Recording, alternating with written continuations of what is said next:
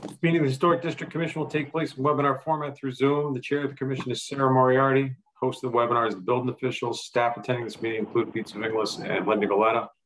Anyone speaking should state their names prior to speaking each time. Panelists in this webinar meeting will be the commission members and the building staff. Panelists who would like to comment on an item should indicate such by using the icon to raise hand at the bottom of the screen. After a panelist raises their hand, they will be able to comment one at a time when called upon by the chairperson. Panelists should mute their microphones until called upon. Panelists calling into the meeting by telephone may raise or lower their hand by pressing *9, mute or unmute. Call, press *6, where somebody's got back feedback. Make a motion, second a motion, commission members can raise a hand and be acknowledged by the host or chair. Vote on a motion, commission members will be called upon individually by this chair to vote. Public can participate in the meeting during the public communications agenda item. Public will be asked to raise their hand during public communications if they want to speak at this time by using the icon to raise hand at the bottom of the screen. The public will be called upon by the host one at a time and be able to speak during this time. Attendees must identify themselves before speaking. Thank you. So I will call this meeting to order on March 1. It's 7:03, and I will appoint Bill Ferguson for Don and John Goodrich for Todd.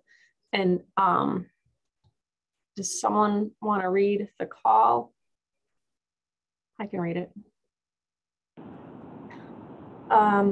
Dear Matt, please publish the following public notice for one insertion on Monday, February 21, 2022. Town of Groton notice public hearing, Historic District Commission. The Historic District Commission will hold a public hearing on Tuesday, March 1, 2022 at 7 p.m. virtually via the Zoom platform to hear the following applications requesting a certificate of appropriateness.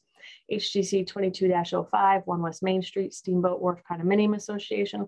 Parking lot owner applicant, parking automation system and site plan approval, PIN number 261918401740051. HGC 22-06, 1 West Main Street, Steamboat Wharf Condominium Association. Gilbert Building LLC, owner applicant, parking automation system, gate system and camera, PIN number 26191840174200051. HDC 22-07, 39 West Main Street, Steamboat Wharf Properties LLC, owner applicant, parking automation system kiosk, PIN number 26191840174200051.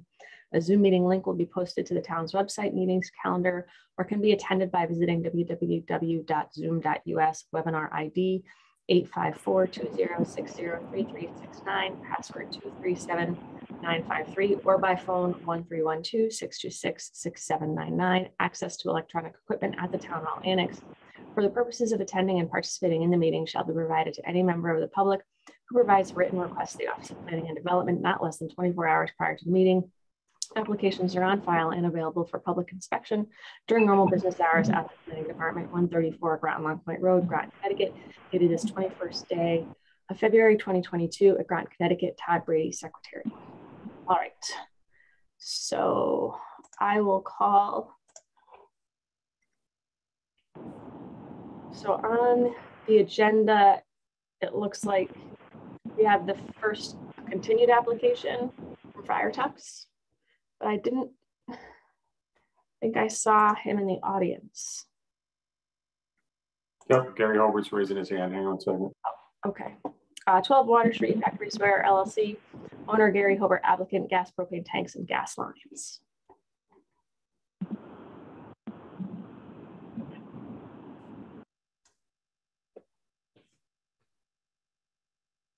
Can you hear us, Gary?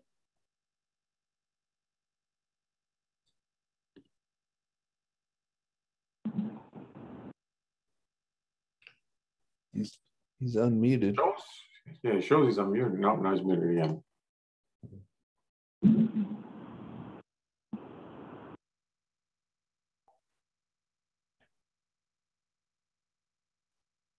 Gary?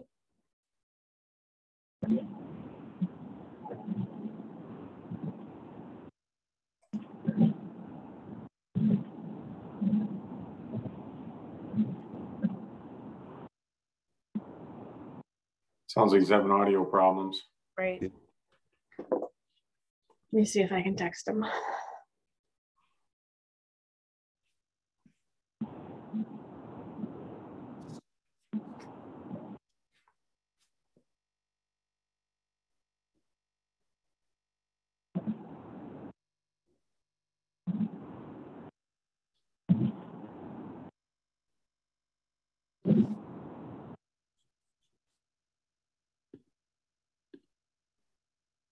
He can hear us, just bear with me.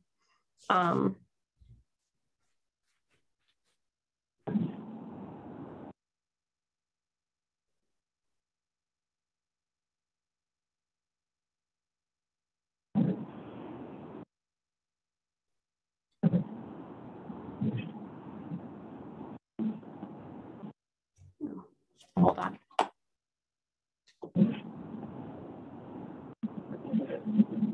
Hey, Gary. You can hear us, but we can't hear you. Hold on, let me mute myself.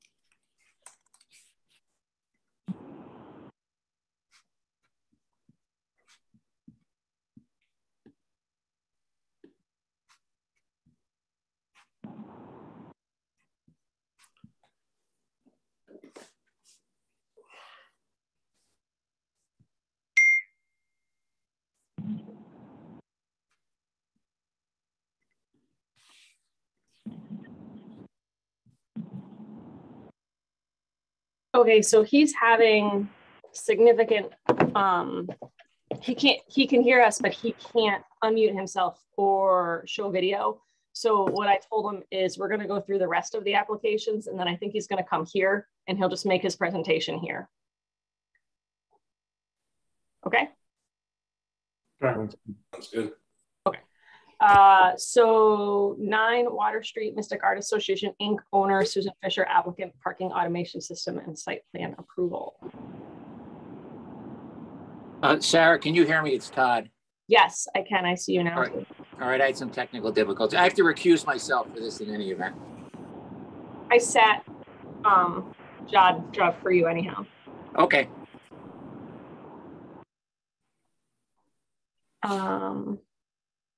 9 Water Street, Mystic Art Association. Yeah, good evening. It's Greg Fettis with Fettis Engineering, representing. Are we doing all 4 applications together, Sarah, or? So I don't know too much about this. Are they all the same application, Greg? Or It's all the same material and plan set, but Eric, I don't know if you want to speak to it. Yeah, let me jump in, Sarah. So when I was running it last time, they had applied for it just for, I believe, the Mystic Art Association. But since you can't, for the HTC certificates, you can't join them like you can on a site plan. They had to do one for each property that changes were being made on. Okay, but it's So all it's really the same. it's all the same thing. Yeah. So I wouldn't break it up because I think it would make sense to just do them all together. Yeah. So this is all 4: 9 Water Street, 1 West Main, 1 West Main for the gate, and then 39 West Main. Correct. Correct. Yes. All right, then yes, we'll just open the public hearing on all 4, and you can make a presentation on behalf of all 4. Okay, so this is Greg Fettis again with Fettis Engineering, office at 70 Essex Street, Mystic, Connecticut, professional engineer, state of Connecticut. So we did present the whole application 2 weeks ago. I don't know how much you want a repeat of it, but I think the only thing last time they asked was for a detail of the decorative pole, because we didn't really provide a detail last time, and we were proposing just a straight aluminum pole. So we did show I think it was a 6 or 6.5 foot pole, and we found the comparable almost 10-foot high pole, 114 inches, which we submitted on Friday. Greg, I wasn't here last time. Would you mind running through the application for me? Sorry. Sure. Do you want me to share my screen, or do you want to? Yeah, I was gonna say, Greg, if you want to do it, it's easier because it's, you know, you got quite a display. Okay.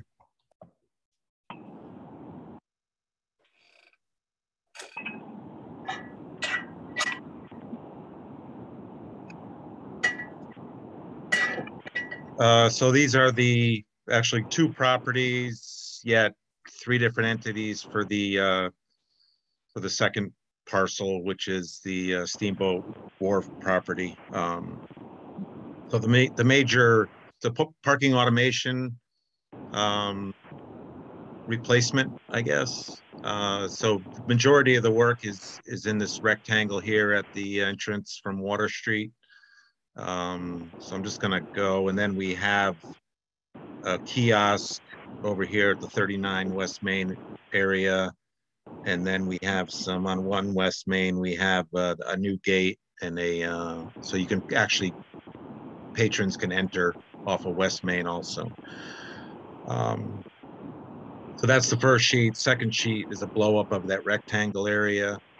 So we took the existing booth that's currently in the middle of the aisleway and moved it over by the restroom, the police station. That's going to be used for storage, parking lot associated storage, cones and so forth. We're also widening the road slightly, so there's about 1 to 2 feet of widening there just to make it 24 feet wide. The entranceway, which is kind of a standard engineering width and the town requirement. So there is a little bit of landscaping, and I'll get to a picture on our third sheet that shows, but that little bit of landscaping that will get disrupted will either plant it in that existing island or replant it somewhere else in the on the property.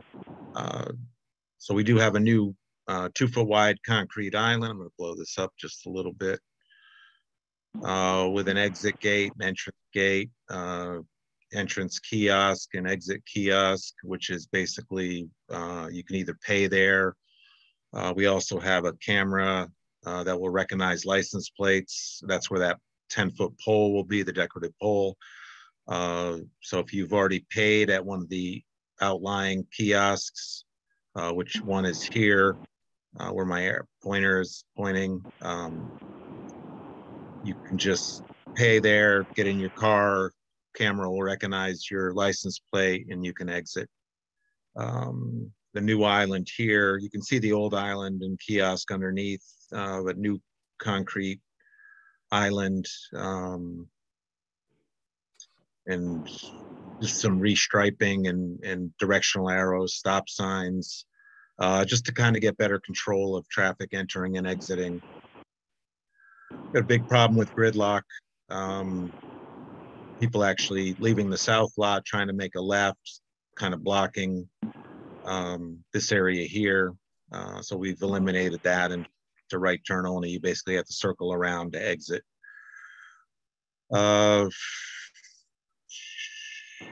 That's pretty much it on the blow up there. Just a quick, if there's any questions, I'm happy to answer. Greg, yes, sorry, sir.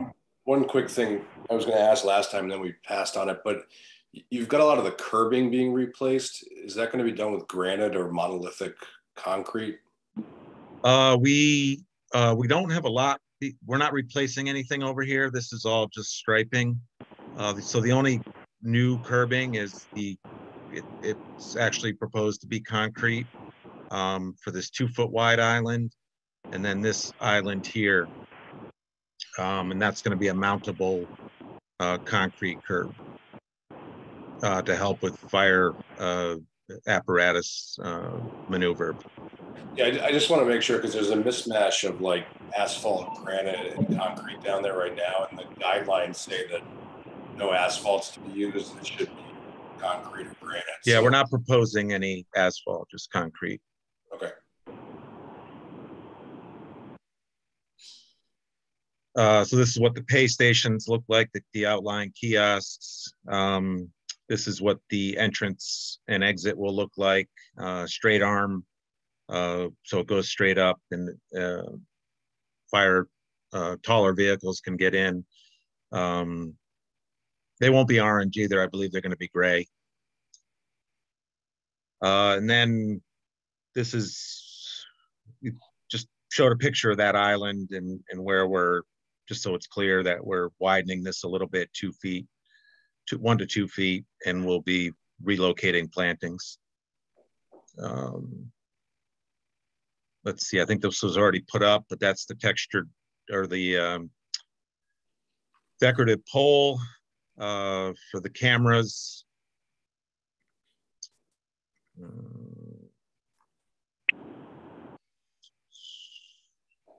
Yeah, so this just shows how it works. This will actually, this is a ceiling mounted one in a garage, but it would be on a pole.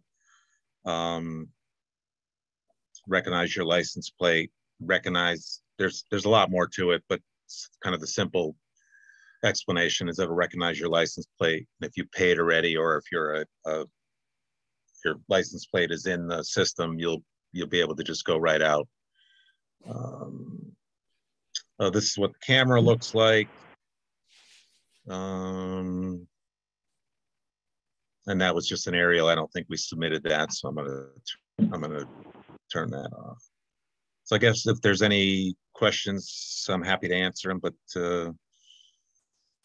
that's it.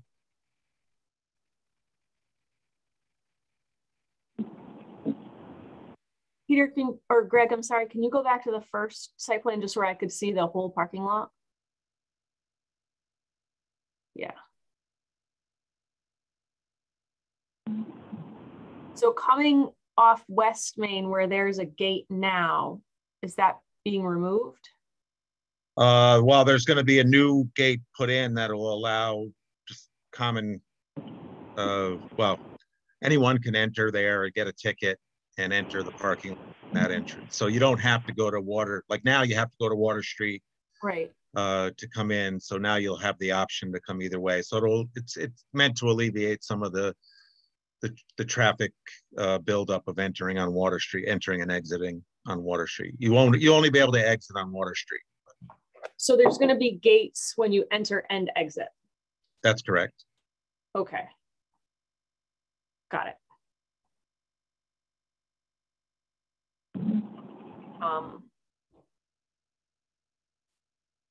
That's all my questions. And does anybody else have any questions? No, just the curving, but got resolved. Okay. If no one has anything else, would anyone in the audience like to speak for this application? Would anyone in the audience like to speak against this application?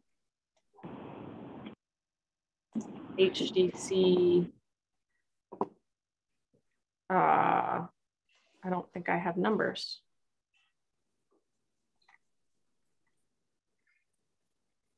You want me to stop sharing? It's Yes, please. PIN number 261918. Yeah, but we usually have like 2205 or I don't see them on my agenda. Anyhow. See that right there? Can you see that? Oh, thank you. 2205, 2206, 2207, and the 9 Water Street are closed. And actually, Gary just texted me, he's here. So let me just go let him in then and he can make his presentation.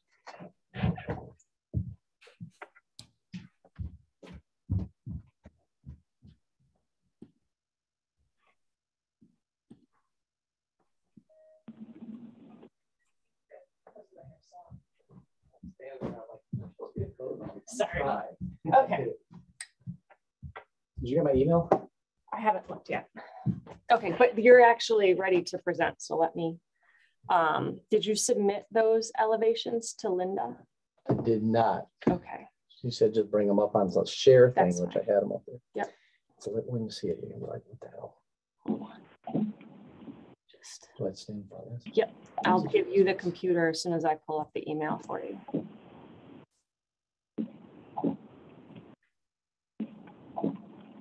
Sarah, did you close our public hearings? Yes, I did. Okay, thank you. Thank you. Yeah. Moriarty's with an S. Law.com. Everyone on this.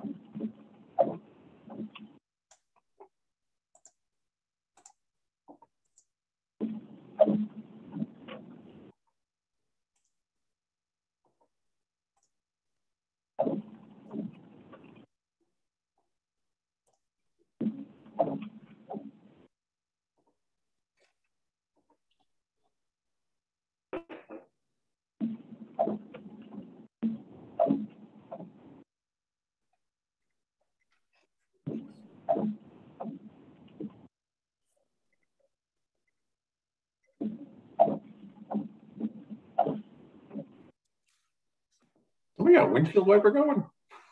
Yeah. I do. Can you, It's me. You can mute me if you need to. You're on a phone. Can we do that?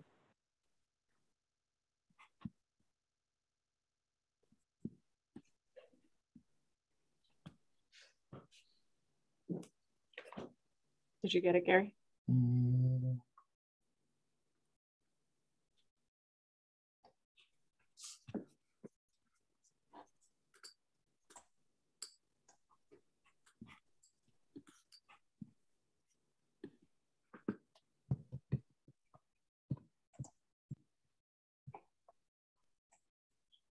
Peter, is there any word on us going back in person? Off the record, April. Okay. Hopefully we know more within the next 2 weeks. Okay.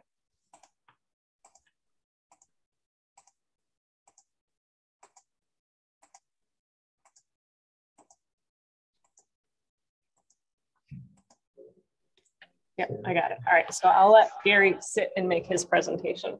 So I'll call, I don't have the application number, but I'll call Friar Tuck's Tavern, 12 Water Street, Gary Hobart. And then that's your site plan. How do I pull that up? Once you start to make your application and do your presentation and introduce yourself, ask Peter to screen share, and then you can screen share that. Oh, right. How you doing? Gary Hobart with Friar Tuck's Tavern, 12 Water Street.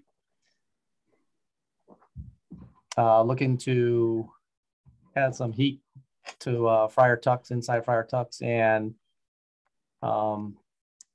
basically just asking about a pipe that'll be going out the roof of the existing building. That's the only change is the pipe. That's it. There's actually no, the gas line is actually, will be inside, hook it up to our existing gas inside. We're going to do it outside, but we're not. We're just going to go ahead and hook it to an existing line that's up in the kitchen. So the only thing that's going to be visible from the street barely is the 3-inch pipe that comes out of the roof. Okay. So if Peter, if you can let us screen share. Do this Open up your site plan. Yep. right here. Mm-hmm. And then there should be a, here, I'll try.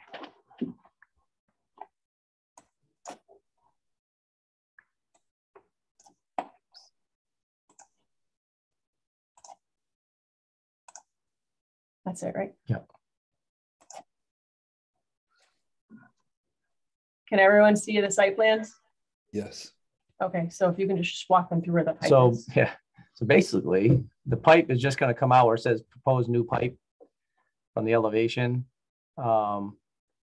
This is the east side, looking in the front of off of Water Street is the east side of the building, and it'll be about 6 feet up from the on the roof line, and about 7 feet from the south elevation, which is the bottom one here. It's about 6 feet up and then 7 feet over. It's just a 3-inch pipe. It's mainly for exhaust for gas. And that's it. Does anyone have any questions or comments for the applicant? You say it's a 3-inch pipe. I'm assuming that's the diameter. What's the length? It's about, it goes up about 2.5, 3 feet up. Whatever the code is, it's got to clear the pitch of the roof as far as the top of the pipe there. So I think it's at an average, I think it was going to be at about 3 feet up from the base.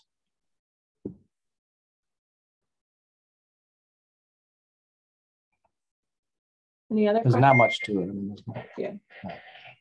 Any other questions?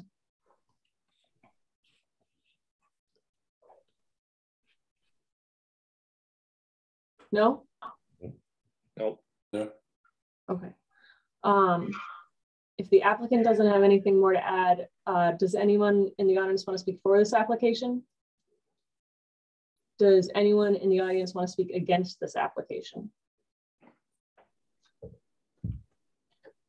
I don't know the application number. So 12 Water Street, Friar Tuck's is closed. No, it's not. Okay. All right.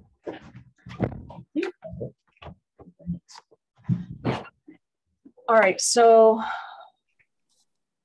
I'll just go in order of how we took them.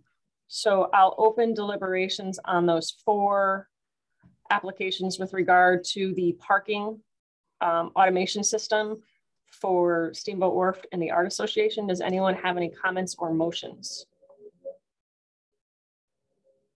Bonnie, you're muted. I'd move to approve it subject to using that 10-foot pole that they presented and any curbing they replacing with asphalt or granite. You mean concrete or granite, Wait. right? Yeah, I'm sorry. Concrete. Thank you. Concrete or granite. One day. I second. I Any second comment? it. All right, all in favor, I'll do roll call. Goodrich, Aye. Moriarty, aye. Ferguson, Aye. Goodman, Aye. Nault. Aye. The application is approved. Deliberation on 12 Water Street, Fire Trucks Tavern. This was the addition of the gas pipe on the roof. Any comments or motions? I'll make a motion to approve it.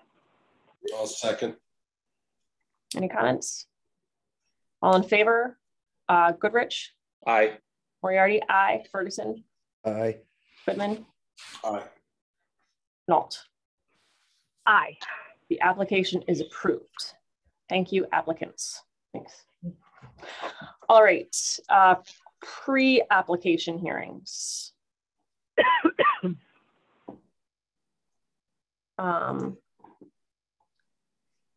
Bill. You're muted, Bill. You're muted, Bill. Can you hear me now? We can hear you now. Classic, classic. We have a preliminary application for 17 Gravel Street. We had done a preliminary about a month ago, and we wanted to address some of the issues the board brought up, commission brought up.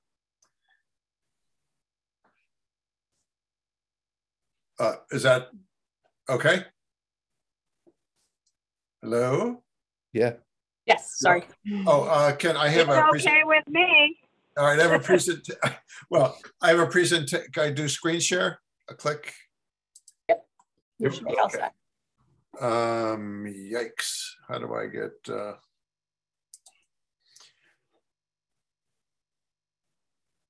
can you see this? No. No. Yeah, see that green button on the bottom of the, Yeah, I hit that. Do you have multiple screens open? Yeah, all right, here, I think there you go.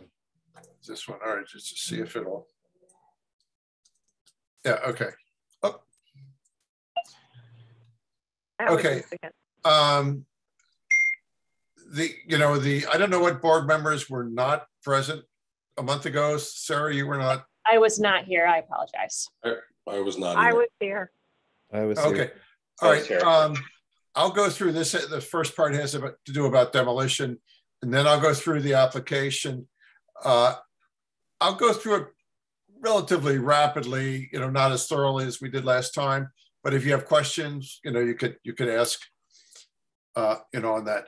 Is Christopher not here? Yes, I'm here, Bill. Chris, do you want to sort of give us give him a quick background then of where we are to get here? Sure. A quick background. This is Chris Vernot. Chris Vernot, Mercer Perch, Architects, State of Connecticut.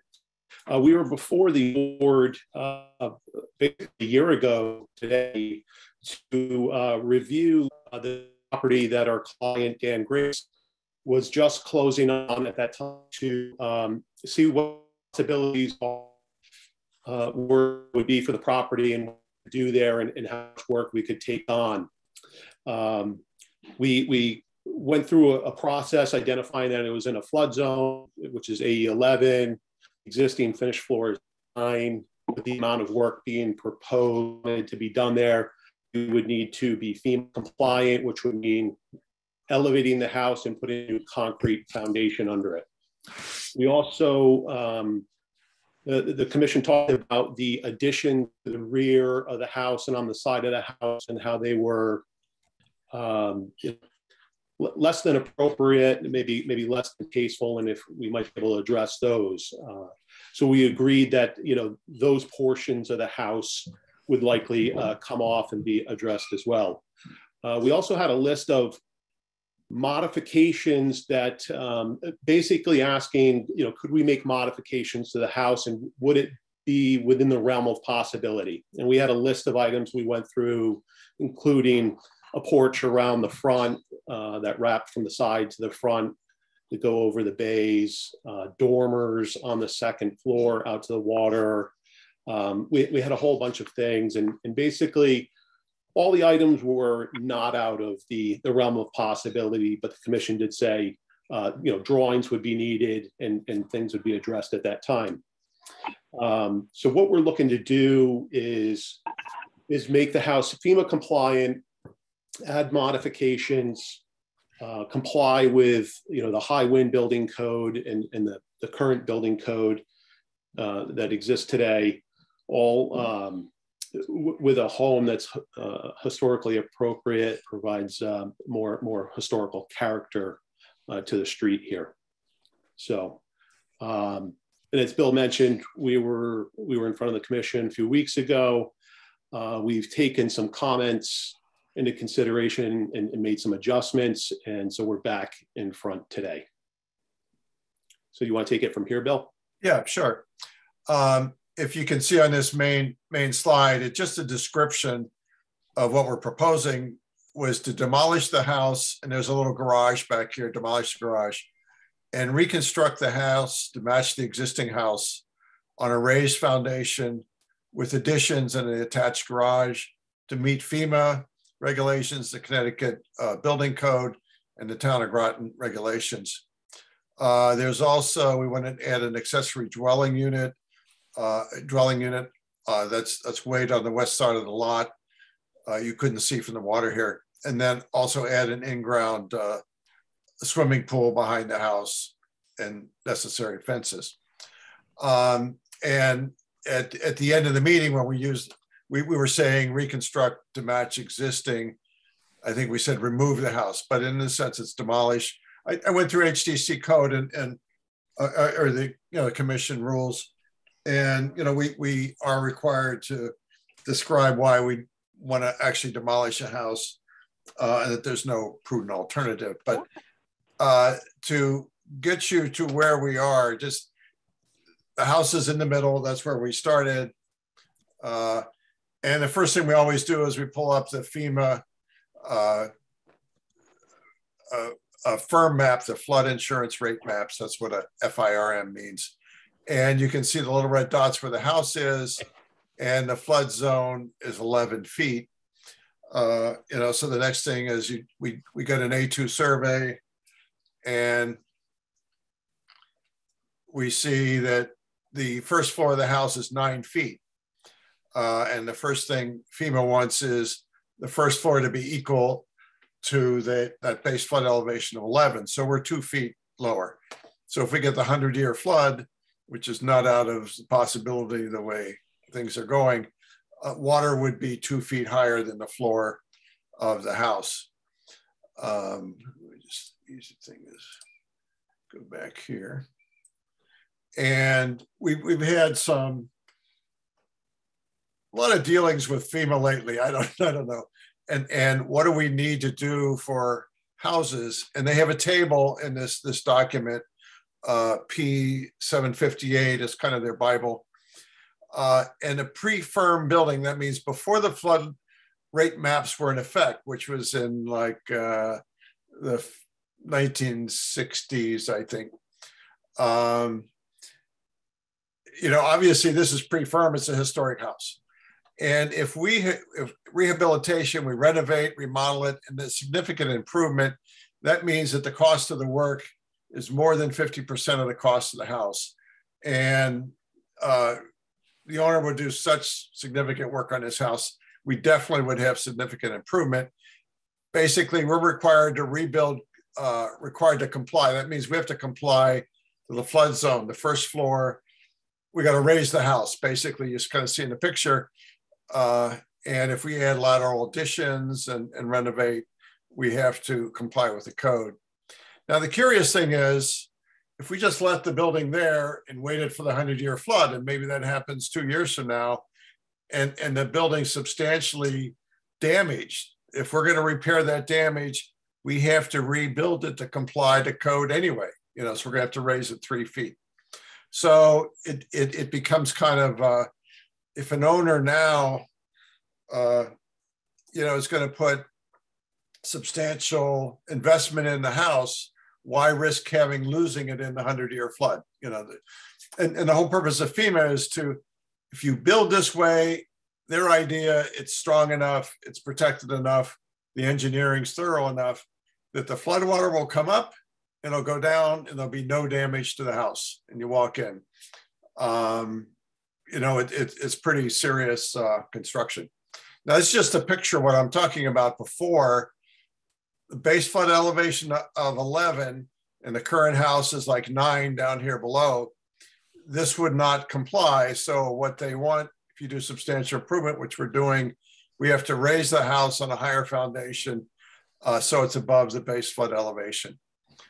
Basically, that's what it says. The building is brought into compliance by elevating it on a perimeter foundation wall and studding flood openings, raising HVAC equipment, heating, all that stuff onto a platform.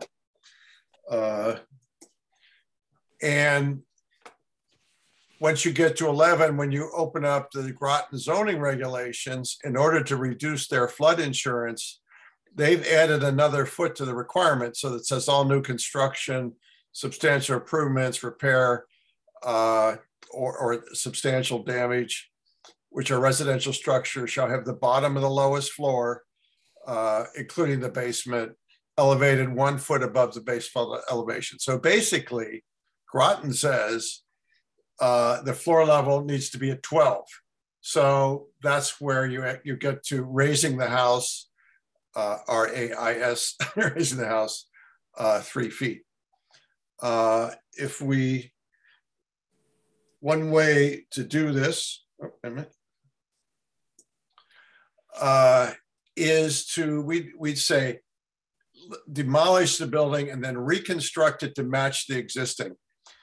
We did this a couple of years ago in the borough, Stonington Borough, which has their zoning code, very similar HDC language, in terms of maintaining the historic relevance of all the structures.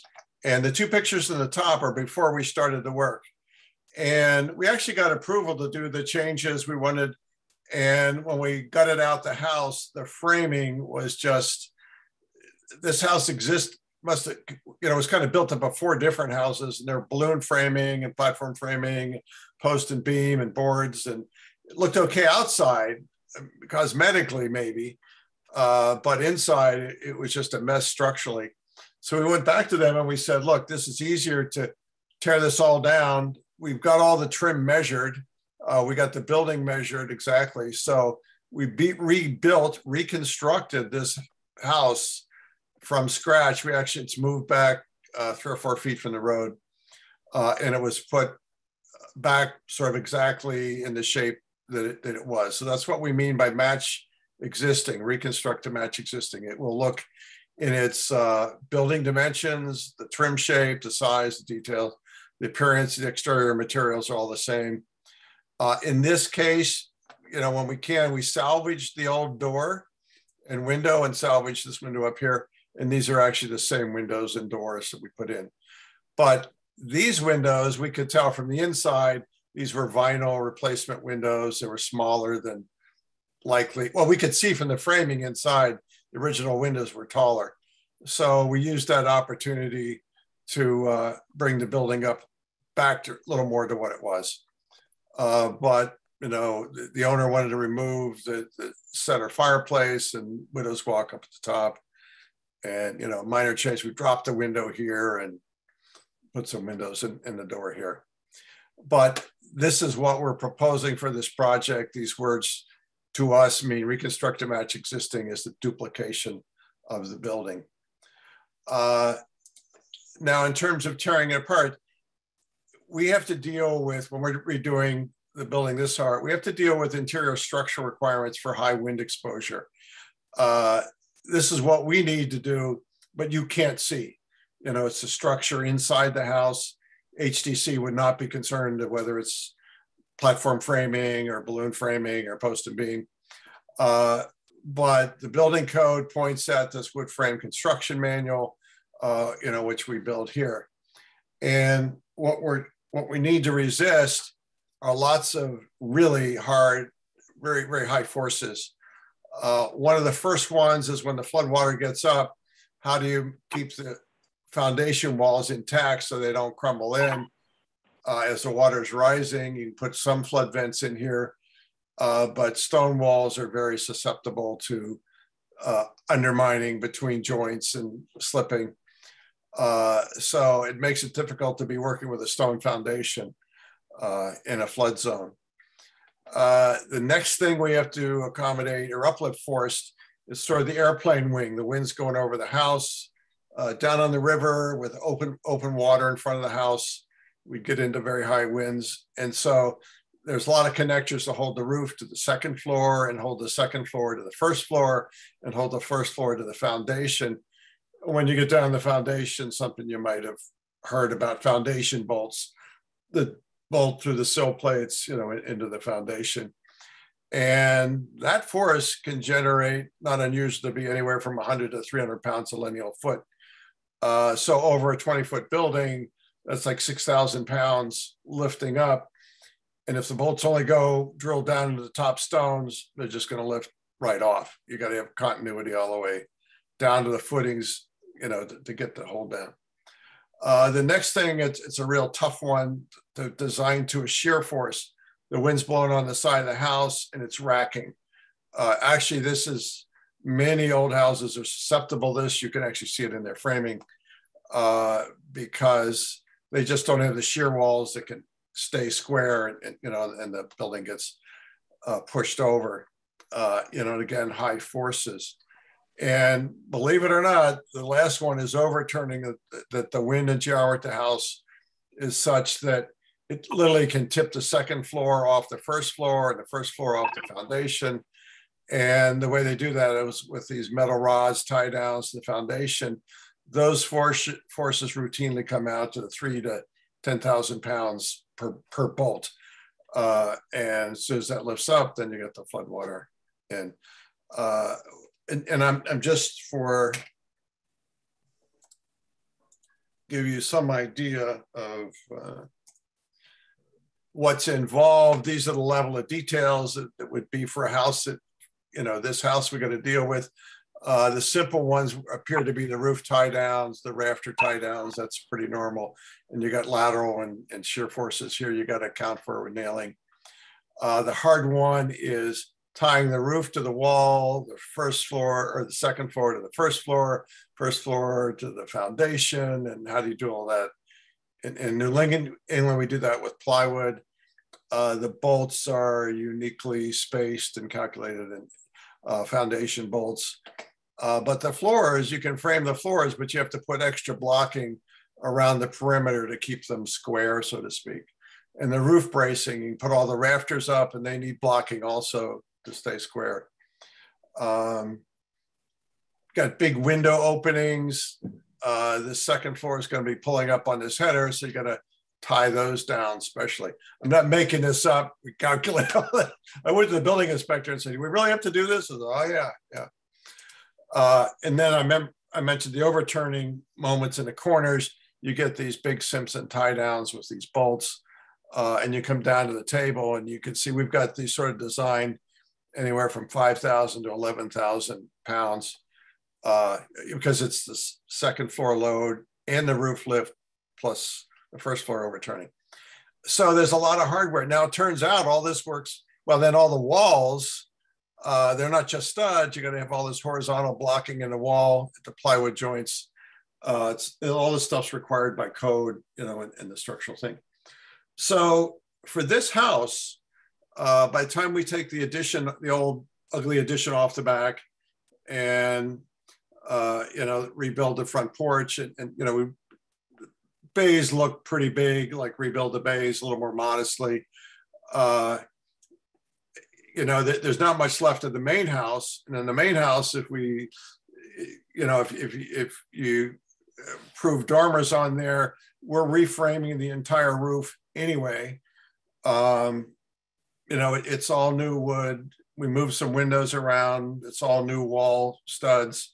So I will guarantee, well, I mean, we had these same requirements at Ranowski's property, which was gravel and Cliff Street. Every stud, all the floors were new. Every rafter had a sister rafter on it. Every wall stud had a sister stud on it. And we put plywood over the blocking. We had all the trim off, you know, and reestablished it. There's no particular reason for that. And other than, you know, it was a pretty major house at the time, it was not in the flood zone. The flood zone's changed, so it now is in the flood zone. And we were just designing for wind, so we had to do all that. So it's these requirements that we're saying, basically, for the piece of the house that sort of stays is here, and that we would demolish all of this, build a higher foundation in the same location, and then reframe all this and return all the trim. Now, when you see our detailed proposal, all of the trim is matching. We measure all the existing trim and salvage what we can off the door here and, you know, maybe some of the columns. But that is the reason we're recommending or suggesting or requesting, we'd like to demolish the building because the structural requirements to meet the flood and wind zones are so high that we just prefer to reframe it and have it look exactly like this. But now we know it's all new construction and it's going to be there for another 100 years. Likely we get high water, we'll have trouble. Now, the interesting thing is that what we're doing to this, we think, you know, it's just a lot easier to take it down and not, I don't want to say it's easier, it's just stronger, more straightforward. If we were doing that to this house, I would say, yeah, we would, and this is probably at elevation 10.5, we think now. And if it have to go up maybe 1.5 feet to meet code, this one I would probably jack straight up, you know, and maybe if need be, just build a whole new foundation underneath it and lower it down. Clearly, this is a more intact historic house than this to us. But we're not saying get rid of this and build whatever we want. We're working from the same core. All right, so let me switch to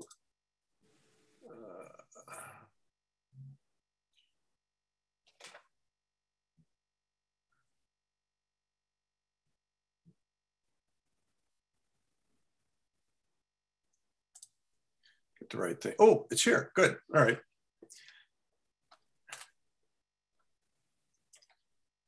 Are there any questions on that? Maybe. None from me. Sound of silence. Okay. And I went on a little longer, but I think more and more projects are going to come to you with this kind of problem. So, you know, maybe a little background for you. All right. So we start with the same picture. In your requirements, you want to see houses on, well, it doesn't help me to point at the screen. You want to see that 2 houses either side of the project, and here's the project. And when we pointed out in March, this is kind of the lowest house, and they're pretty low over here at Tompkins House, but you know, relative to these other ones, the living space is pretty low. This is kind of a mess back here. This house, this roof back here, that's actually across Pearl Street. It's not part of the main house right there, but this is kind of awful. And then these little bays really protrude in a weird sense. And if you wonder where you get them, you just have to look over here, and you know, here's some.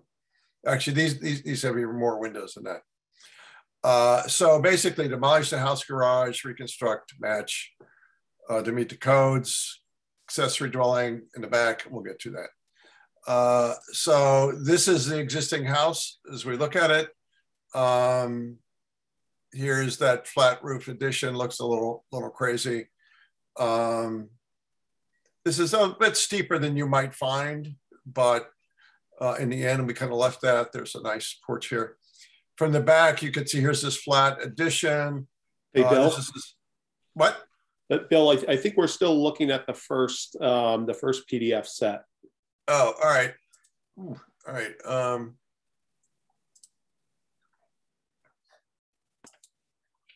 How do I? Oh, all right. I think if you, yeah. Hit the screen share button again and find the new file. Here we go. How's that? Much better. Oh, gosh, we only got one slide in. All right. So I just mentioned you want to see pictures on two sides. That's that guy. So here's the existing house and these really protruding bays. A little overpowering. we call these lots of different things. This is the south side of the house. This is the north side. Pretty vanilla with some little windows and vents stuck in over time. This is the rear of the house. You could see this, well, you can see this from Pearl Street, almost a flat roof. Just in terms of location, here's the site on Gravel Street. And basically, site plan, you want to see the house, two properties, either direction. There was that. We showed the site plan, the elevation's 9. Here's the garage over here. And the dark line's the house, and there were some patios where these light lines are. There are some steps up the lawn in here to get up to the front door. So what are we proposing?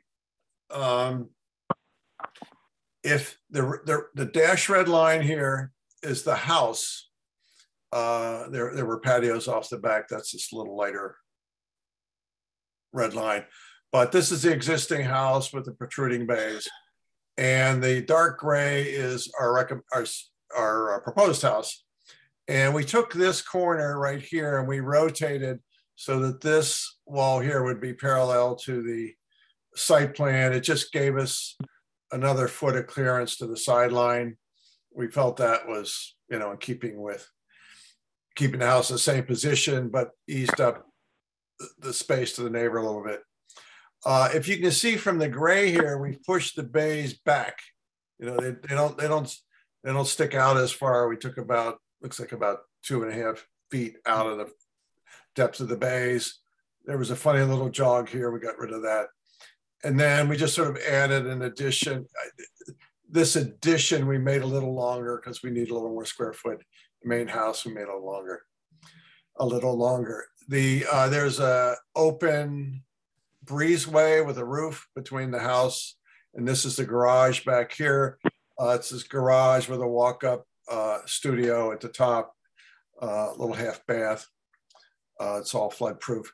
And this garage now fits inside the setback line. So the old garage, you can see, violated the side yard setback. It was right next to this garage. We're still more or less in line with the garage of the neighbor. And the house is pretty much, run side by side. This is accessory dwelling unit. We'll talk about that later. But you come up the drive, same drive that we have now. And I think these drives are about 11 feet. You come up here. You could pull off a little bit next to the breezeway and take groceries into the kitchen. Otherwise, you can go back here, come around, and there's 2 cars parking in here, and then half a garage for equipment, what have you. There's a generator on a pad back here. There's the pool is between the house and the garage. The pool equipment's on the surface inside a little fence. I'm sorry, jumping around. This light gray is an open porch. You'll see this in the 3D views. And the light gray here is the porch. This is the old porch. It's the same position, the old porch. We just extended the roof out a little bit to come across to create a roof over the bays. And then this porch patio, stone patio, goes out to here to some stone walls and down steps all the way to gravel. There is from about here all the way down here is a 6 foot high privacy fence, wood panel privacy fence. Just a short fence here, 4 foot for pool security. There'll be an aluminum bar, black bar, 1 inch square bars here, and here. And then also we need 4 foot fence here, to keep kids out of the pool. So that's kind of where things are. And then basically with our rendering in Photoshop, we're able to, this is a rendering of our proposal, of what I described, and it's been adjusted for the height, for the new height. And we're still lower than the house to the south of us, but this floor is 1.5 foot higher than this floor over here. So you can see the driveway coming in here. There are steps here now. There's a stone wall here now, a little 30-inch stone wall. You go up steps, cross the lawn, and then up steps onto the patio here. Let's see. So in comparison, I tried to get this, like if I'm standing where I took this picture and now the house is 3 foot higher, this is the existing house and this is what we're proposing. That's sort of what you'd see from the sidewalk, the change. Instead of this railing right here in the front of the porch, we have a stone patio comes out farther and a little slightly different kind of wall. Clapboard wall with a balustrade on top. And then these are just stone walls that support that. And we have a stone planters here on right and left of the stair. Go back to that. We'll go back to the site plan, but a little later, with stone walls, natural stone walls for the planters. Can you? Sure, but. Are those rocking chairs on grass or on a patio? They're just out on the grass. He had chairs out. They didn't, they sit in Adirondack chairs, but we don't have a model of Adirondack chairs. So we just put them there, but they like to sit out there in the summer. Well, here they are up. Those are the chairs. That was not put in for the picture. They were there all summer and they'd go out and sit, watch the river. Actually to get basically they're here on the grass. Gotcha. So you can see this kind of a long grass, kind of sloping up level and then on up to the patio. Here you can see, it's a little more obvious. You can see the porch roof extended out over the bays. And the bays don't have that straight piece that went back the fifth window, the fourth and fifth window. The existing bays only have 5 windows. One came straight out, angle, and then straight back. So we got rid of those straight out ones. That's how we pushed them back. Same panels at the bottom of the bays. Same pilasters around the door. We kept the peaked roof here in the middle, and we lowered the slope. We tried this one time. The slope was higher on the roof and you couldn't see this gutter anymore. And it really looked, you lost all the personality of the existing house. You sort of need to see this front gutter to really get the feel for the original house. So they wanted a little more room access towards the river views. So by putting sort of these simple shed dormers, these are actually set back from this a little bit, you know, allows us to work out the floor plan that they wanted there. If you really get into, well, we'll see it later. There really is kind of a pattern plywood, pattern wood panel up here above the windows. And this is shingles. We're showing this as panels, not clapboards, because a lot of the front of the existing house is just all paneling from here around the bays and the pilaster. There's no clapboards on here, and it seemed to be appropriate to have paneling up here. It is clapboards on the side, north and south, as is the current house. The addition is still here, but by creating like a 2-foot section here, we could have a steeper roof. It looked more appropriate, fitting with the main house intersection, but we still got the headroom we needed for the second floor here. When we went back on the main house, this ridge got a little higher, so that this ridge here would come below that ridge. We didn't want it to stick above that.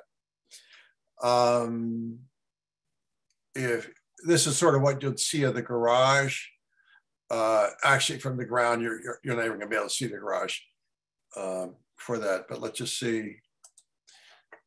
From the rear, if you were at Pearl Street looking up, this is the garage. See the little studio up here.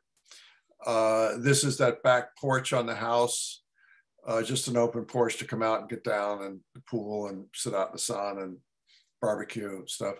Pool equipment here, generator here. Here's the 6-foot privacy fence along the edge. You can see that through here. See where I am. So this would be one of the key drawings that we're dealing with the existing house. So what are we really doing? We're raising the roof for the rear addition, and then make sure that this peak coming in from here fell below that ridge. We have 2 windows here instead of 1. 2 places we've made these shed dormers on either side of that.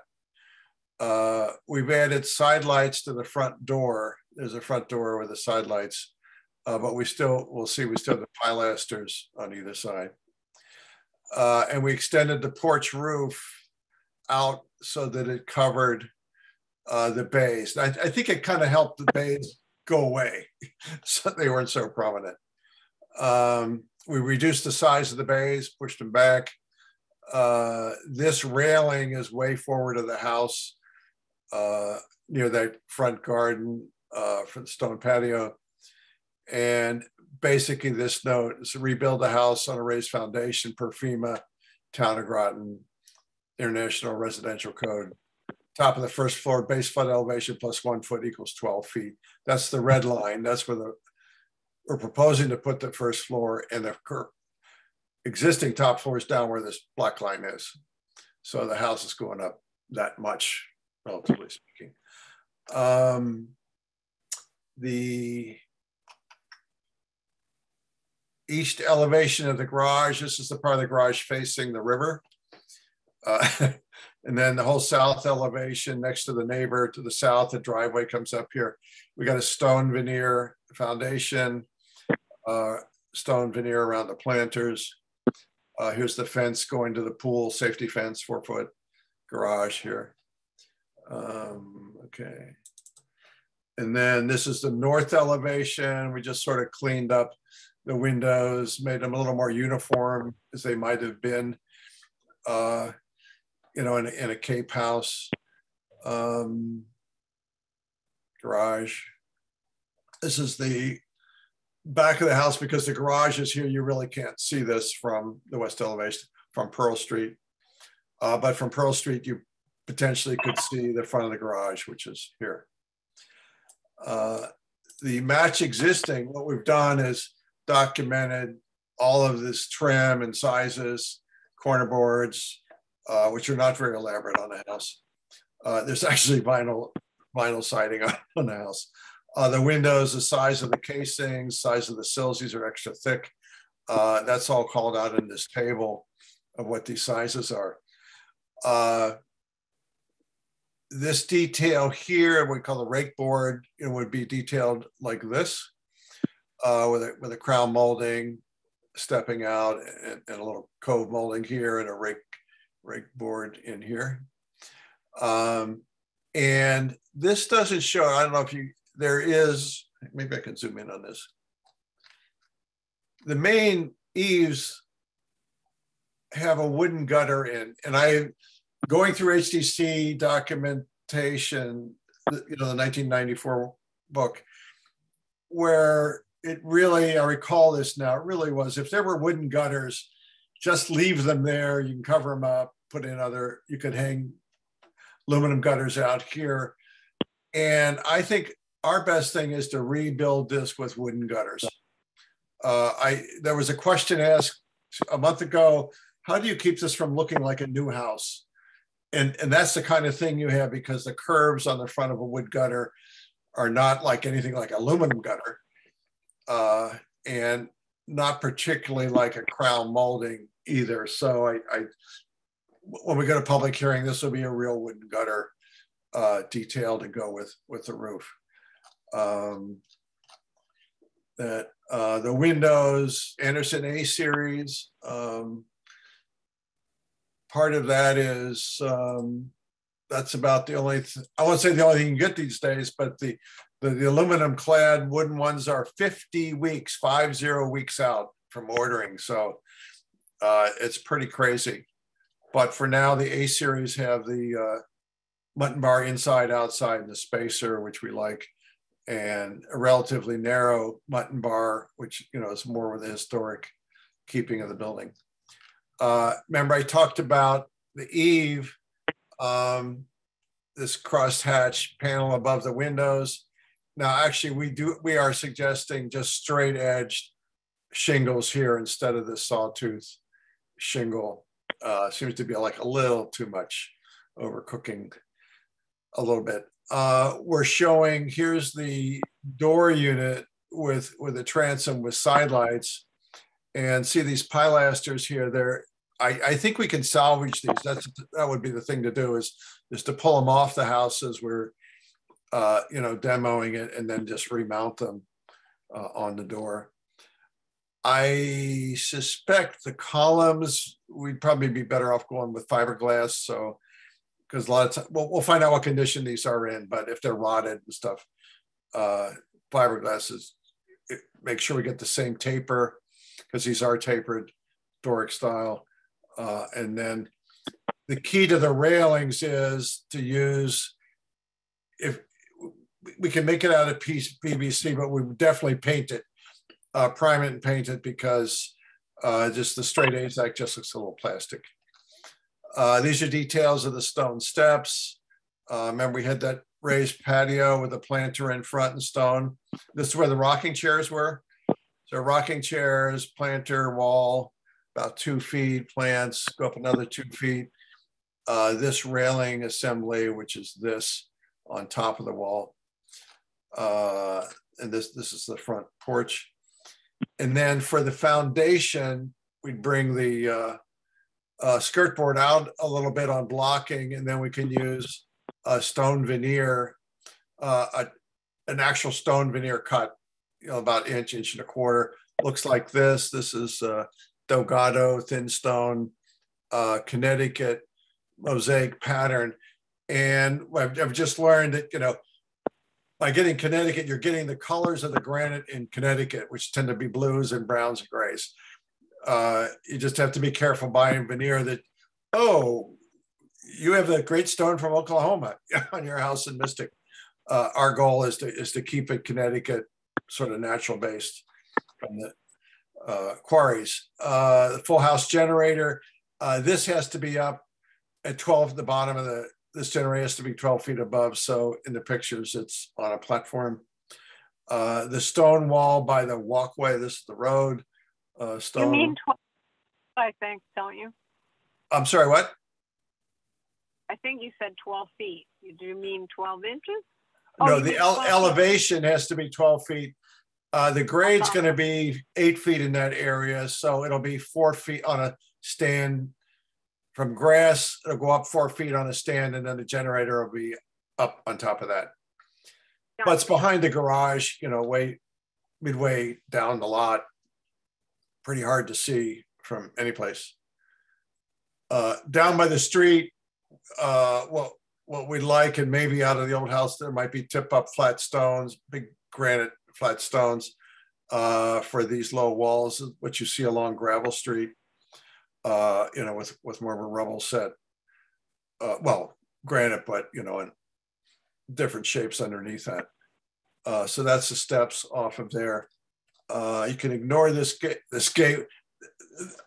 Up until this afternoon, there was a gate on the driveway, and now it's just going to be a chain.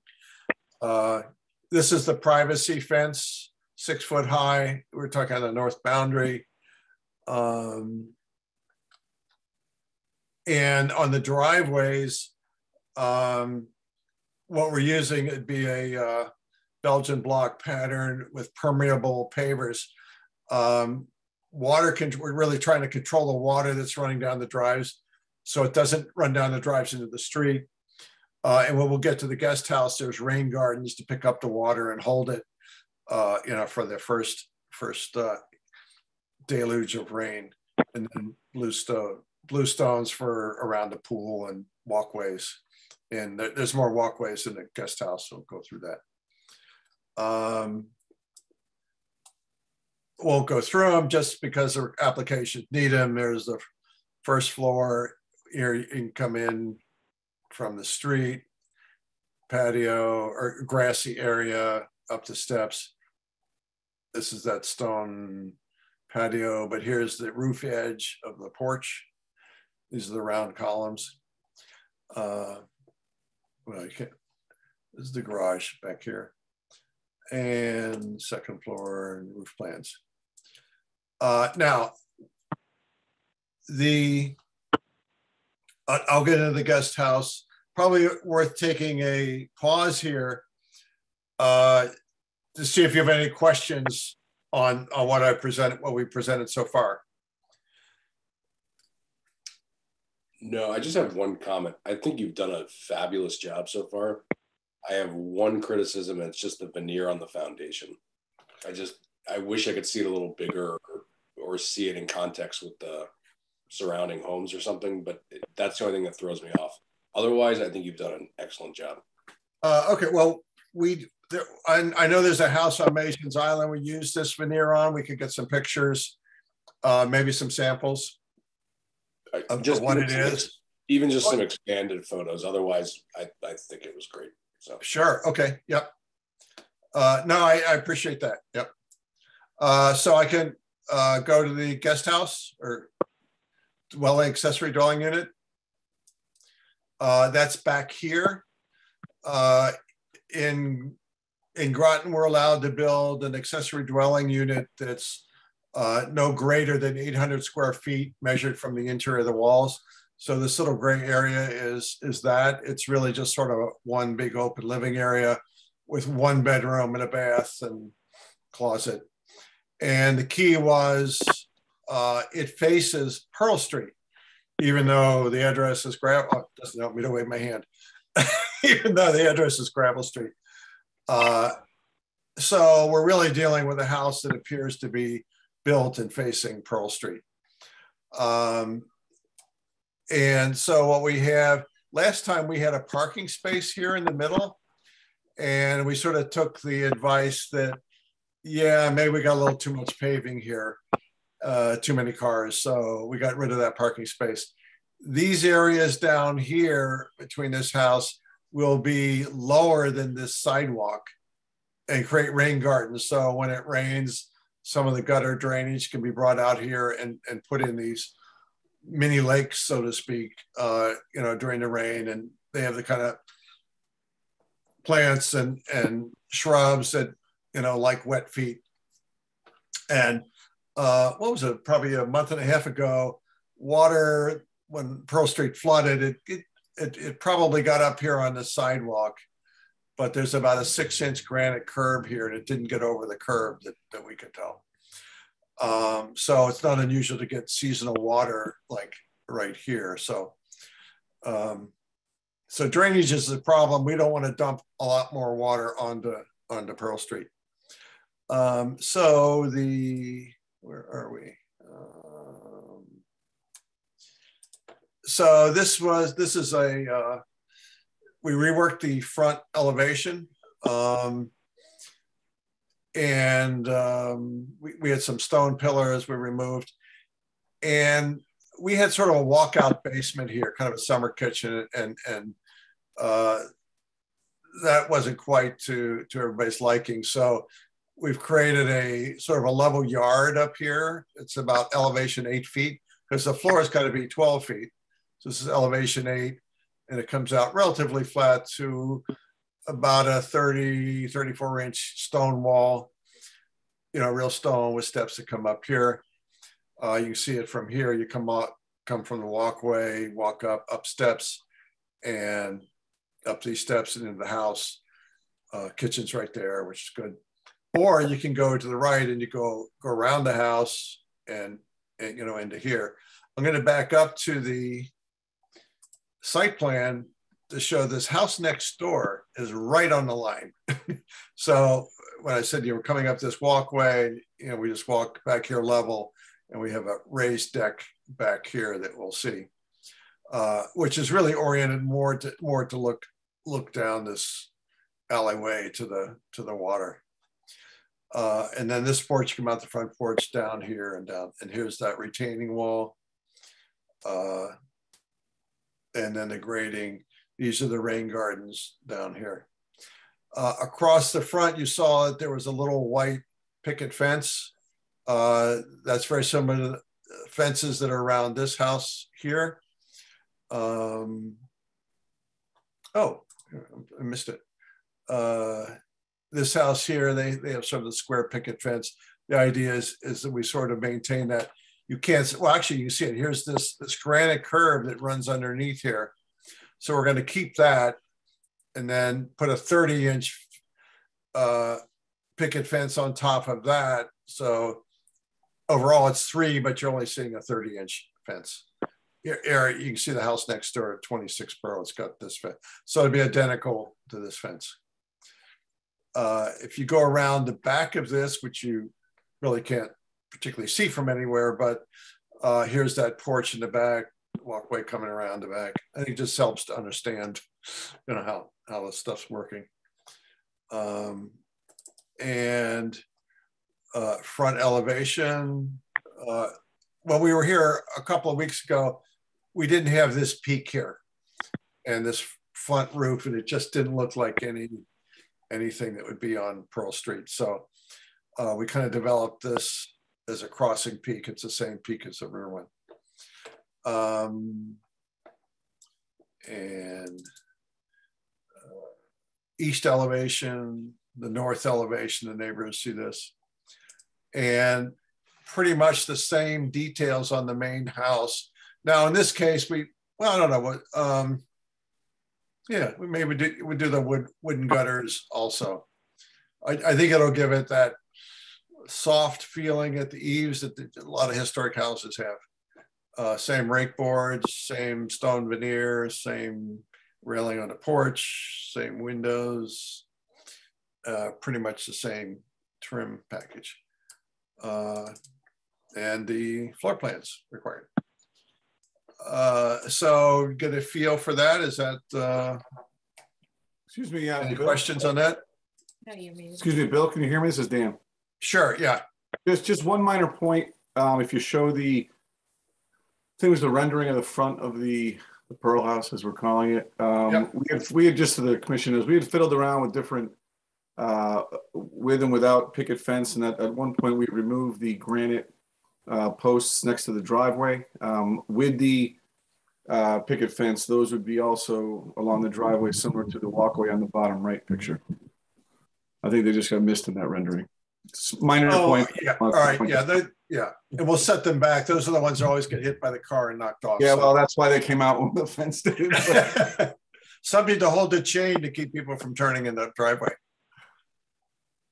And we were showing kind of a little more of a decorative railing rather than the straight balustrade here. So that was on purpose. And then, you know, we liked the solid panels rather than an open lattice, because you're kind of eyeball looking straight into that, you know, instead of a lower porch, it's up the hill from you a little bit. Well, yeah, I think I think the accessory structure view from Pearl Street is much improved, Bill. Oh, good. Thank you. The addition of the gable, I think, made a big difference because it didn't look like much of anything before. Yeah, yeah. Can you address how you've improved the drainage and issue that we brought up, that so much ground cover was being covered as opposed to what's there now? Actually, Brian Kent, are you on? Can you unmute yourself? Site plan, because that was my biggest concern. Okay. If yeah, Brian hi, Kent, Brian here. Yeah, and Brian Kent's the landscape architect working on this.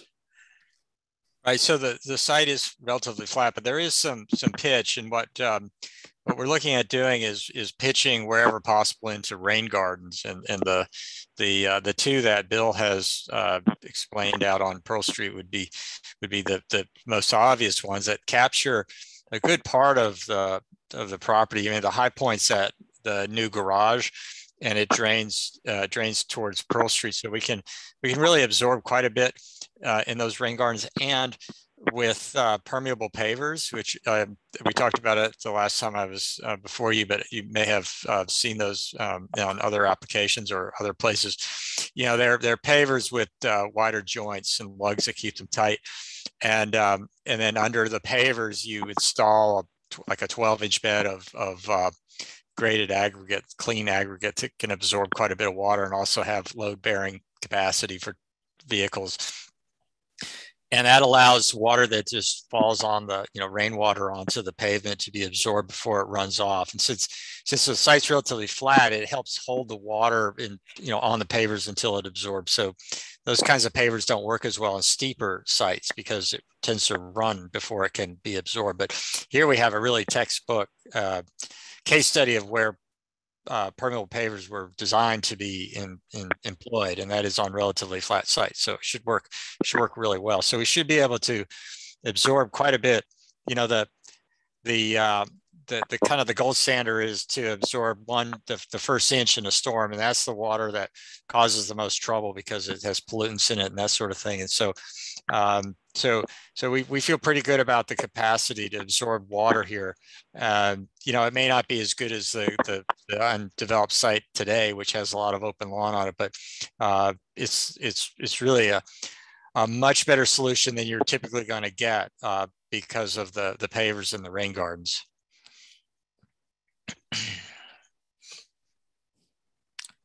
But I can answer any other questions you have about drainage or site while I'm here. Did you remove any either pavers, patios, or driveway from the plan from the last time you presented?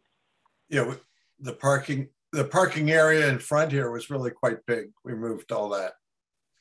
And also note that the existing driveway on the site today is impervious asphalt, and that water runs straight down onto gravel street. And with the pavers that we're proposing, you'll get less water onto gravel street than you do today. That'll be in here.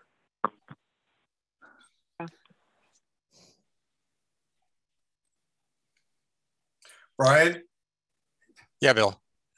Might we put any kind of water infiltrators in this higher lawn here? Right. I was just thinking that we would also talk about that, but we'll also run the roof water downspouts, leaders into infiltrators, as long as we have enough depth above water table. We'll definitely also be doing infiltrators. So, you know, we're gonna do best management practices for stormwater here, wherever we have an opportunity.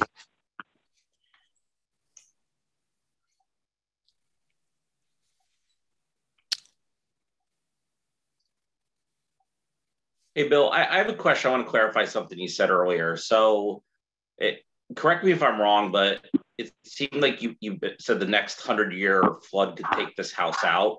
So, you know, doing this now is being proactive rather than reactive. Did I understand that comment correctly? Yeah, yes, that's correct.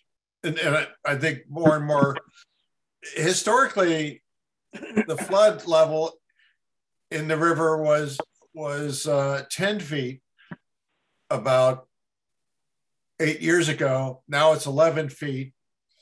And you know what? Next thing you go, it's going to be 12 feet. That's going to want the houses at 13 feet. It's going to do all it can do is go up. So my question is, you know, I did a little research. The house was built in 1835. Yeah. It's been hit by 14 hurricanes that killed 10 or more people. So 14 major hurricanes and it's still standing. So what's the fear that the next one's going to take it out? What's that based on? It's based on, that's a good question.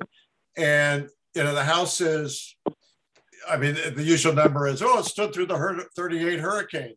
Well, let's see, it's been almost 90 years since the hurricane. We have these wooden studs with board siding, you know, maybe 1x8 boards or something, nailed in with square iron nails. And if you've ever renovated a house, you find out, ooh, those boards are kind of loose on that. Those nails have been rusting. Some of the nails are even rusted through.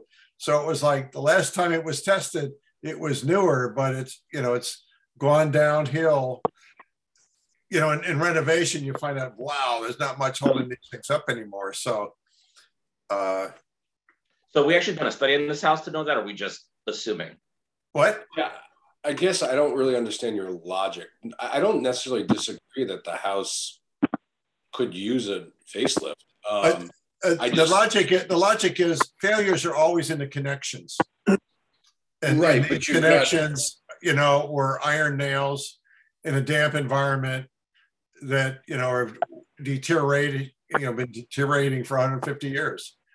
Right. You know, But so you go back and say, well, it stood then, you know, but we have different conditions. Many of these houses in town have withstood many storms. And having renovated many historic homes, I can tell you a lot of them are still in pretty darn good shape. Yeah, some of them are. Yeah. So I think, to John's point, I'm not really sure that saying this is gonna suddenly save it or cause it to be saved in the next storm is necessarily logical, because if you look at the storm impacts on a lot of coastal towns, it's the new constructions that end up getting wiped out, not the old constructions. Well, I mean, I lived in town 50 years. We've had maybe 4 or 5 hurricanes. I know that one had 100-mile-an-hour winds down on the river, but we haven't really been hit by the 100-year storm, you know, with those high winds, you know, sustained either. Yeah. So I'm just agreeing with John that I'm not sure the logic that this has to be rebuilt to save it from the next hurricane. Well, we have to rebuild it to meet code. All those connectors, all that stuff has to occur some way. If only if it's damaged, though, right, Bill? What? Only if it's substantially damaged. If it's not substantially damaged, you wouldn't have to build the code. It could remain the same. So if you break a certain dollar level, am I correct? We are definitely broke the substantial improvement number, and then everything must comply. If you choose to tear it down and rebuild it, including all the wind structures, the floor strength. You could remodel this over a long period of time, not hitting those thresholds. That's correct. That's a strategy some people use. But, you know, the owner wants to, you know, kind of get it all done at once. I don't necessarily disagree. I mean, like I said, I think you've done a fabulous job, and I think it's a very appealing and beautiful house. This is a very large change for a piece of property located on a prominent street. And I just think that, to John's point, I think it's a lot, and we need to make sure that we're approving it for the correct reasons. Can I just jump in real quick, if I may? I hear you, and frankly, as you know, I don't think it's going anywhere necessarily with the next flood. The threshold for substantial improvement on this house, if you look at the streetcar, is 140,000. If even the minor changes that were the vinyl siding to a kitchen and a couple bathrooms, and if I understand it correctly, it's 140,000 period. It's not like every year you can do something, which you can on the other side of the river, I believe. It's not a practical thing. I invite anyone to walk around the house anytime. You walk in it, walk in the base, do whatever you want to do. If it's over 140,000 and it's not raised, or rebuilt for that matter, you're talking about having to put flood vents into the main house, all utilities on the second floor. You're redoing all that. You're just continue, and then at that point as well, you have to make it all compliant to the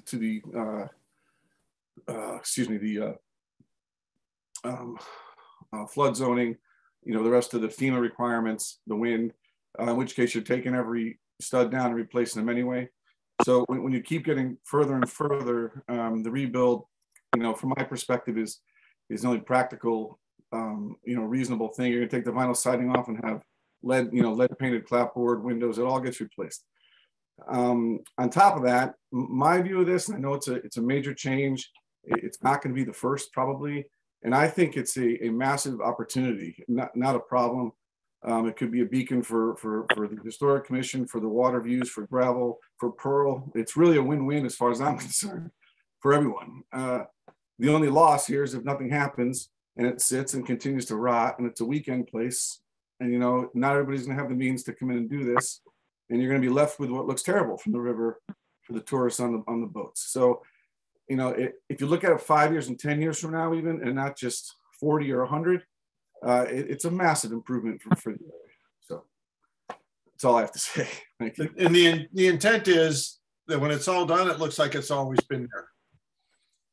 And Bill, with all due respect, and I might be looking at the drawings wrong, to me, it does not look that way. It looks like a new construction. And that's part of my concern. You can take that feedback. It looks like a beach house that is in a touristy area. And I don't think, I might be getting outside my purview here. I don't think that's what people come to Mystic for. So again, my opinion could be wrong, but it does look like a new construction house to me on all your drawings. Well, even if, let's just say the flood issue wasn't there, and we came to this house and we're saying, we're really not comfortable with the little bay windows. We're not comfortable with that rear addition. The exact architectural changes here we propose for the existing house. Right, but I think what John's saying is that not necessarily like just taking the house as itself. With the house, with the garage, with the pool, with the accessory structure, while it's all allowed, and I understand it, you're also changing a property that hasn't historically changed in a long period of time and suddenly revamping that entire property. And as someone that just did that, I'm a little jaded and also a little bit kind of back and forth in my thoughts, but we did it in a commercial property. This was in a residential area. I'm concerned a little bit that you're doing a lot on a piece of property in a very, very short period of time. That isn't really organic. That is true. And, like my house, I live up on High Street, 1834 when it was built, and then I have, because it was somebody carved in the woodwork, 1878, they put an addition on the back, and then I'm not sure when, I put a decorative porch in the front. And then in the 70s, I put a garage next to it, and then in the 80s, I connected it. That was sort of the issue with HTC, is that people live and keep changing, these houses. So the question is, when the owner wants to do something for his property, how would he do it? What is it appropriate? What he's proposing to do? But those and scope is not really the issue. The owner may want to, he should be allowed to do whatever scope he needs. But of course, the purpose of HTC is it appropriate in its look, so to speak. What you just described, though, is organic change. While it's also the aesthetics, it's also, if you read through the handbook, which we all have, there's more about keeping in the neighborhood, keeping in the character.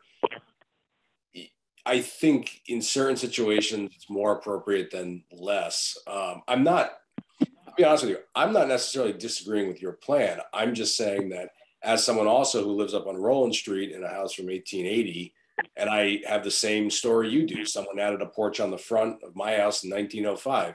Someone added the addition on in 1920, whatever it was on the back. I mean, there's been a lot of change. I've done my own change. But that's part of a neighborhood and the fabric of it. I look at this and I look at, this looks like a rental compound. I don't know. It just looks out of scope. It's like you just put a lot on a property, and if the owner, Mr. Ken, if you're saying, I'm coming in and this is my family home and my kids are going to come visit, whatever, and, this place is falling down, which I don't necessarily disagree with. It seems more reasonable than not. If you're doing this change to just redo the entire property, I get worried. And I went back to this. I go back to this picture because ultimately these are the two views you see that we're proposing. The lower view, to replace the upper one. And certainly, we're not coming in to replace. We're just saying this would be the renovation of the upper building, which really had to do with just this rear addition and dealing with the bays and adding the two dormers. But that isn't just the view you see. And I think you and I fought over the sight lines relative to the property down the street, that your rendition of what the sight lines were, I think it was you, I'm sorry, it could have been someone else from your firm, but was completely inaccurate of what actually got done in the end. So what I'm saying is when you open this thing up and you open it up to the neighbors, you're going to see a lot more of this property. The neighbors are going to see it through their homes, their visitors, on their decks. I mean, the town's going to see it. It's just a dramatic change all in one shot to this one property, and you're maximizing the amount you can put on it. And I'm just not sure it's appropriate relative to the other properties on the street. I don't know. This is what you see down the drive now. That's going to be the same side wall, a little longer, so it's 6 feet longer here in the back. Hey, Bill, this is Brian. Oh, yeah. Sorry. Go ahead, Bonnie. I wanted to ask Brian, for the percentage of covering the lot, even though I know they're permeable pavers, do you comply with the how much you can cover on this lot? I don't have those numbers off. I'm at the airport. I can't look them up. How much you can on this lot? So the coverage is measured by the buildings in this zone, as far as I understand. Yeah, I didn't find any permeable. But I don't think we exceed it. But what I wanted, Bill, what I wanted you to do, if you could go back to the site plan, the overall site plan, please. Yeah, that one. Any of them will do that. That one works, right? And I just wanted to point out that this property is really the outlier in the neighborhood, because with respect to the pattern of gravel and Pearl and Star Street, this one is the outlier in that the piece of the lot on Pearl Street is empty, whereas every other piece it was subdivided at some point, and there's a house there. And when you look at this view, you see that the main house, the garage, and the accessory dwelling match up with the other properties. The difference is this is a single property, not two. But in terms of the figure ground, the building to open space, we're basically just matching up with the context, and we're infilling a gap on the Pearl Street frontage that is, it's innocuous now because of just mishmashed landscaping, but we're really filling in the gaps. So because I live on Pearl Street, it's the only lot that goes all the way through that hasn't been built up on the back. That's not my concern. My concern, and I think the houses are appropriate, and I do think, most of those houses have the garage. I think that's fine, but I think with all the pavers and the drive and the pool and the houses and the garage and the additional, that there's so little like grass left that's what kind of concerning. I agree, and I also just don't think it fit. Sorry, Bonnie, I didn't know you're still talking.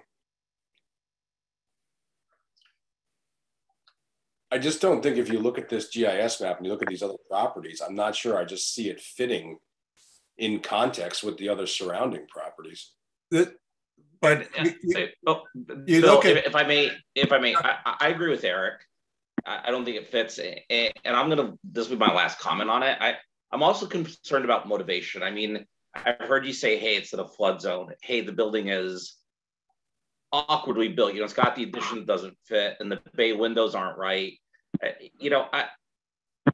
The owner knew all that when he purchased it. So to now kind of come and say, hey, it's got problems. Well, you knew it when you purchased it. That's what you were buying, and to me, that's not a reason to demolish, your word, my word, destroy a historic home.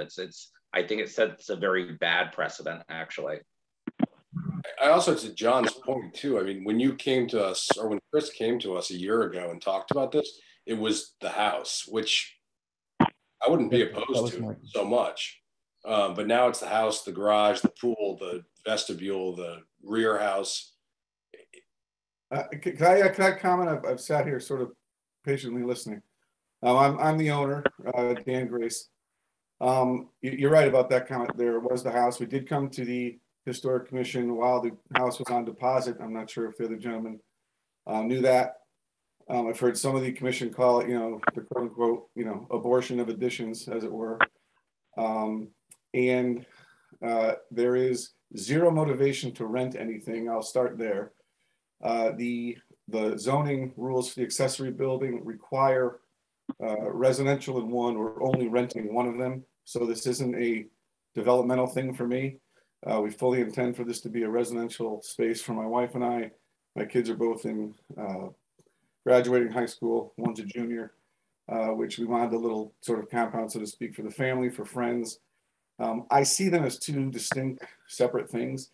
If you look at the lot right next to us and take that from Gravel Street back, there's more of a mishmash of stuff, including things, right on top of the zoning lines and the setbacks. Right in here.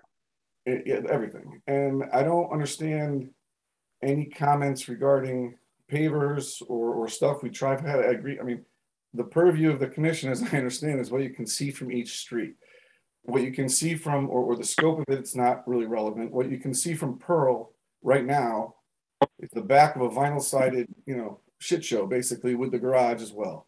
What you can see from Gravel is a dilapidated house, which is going to stay dilapidated forever from here on out, because remodeling that house is not a practical thing for anyone.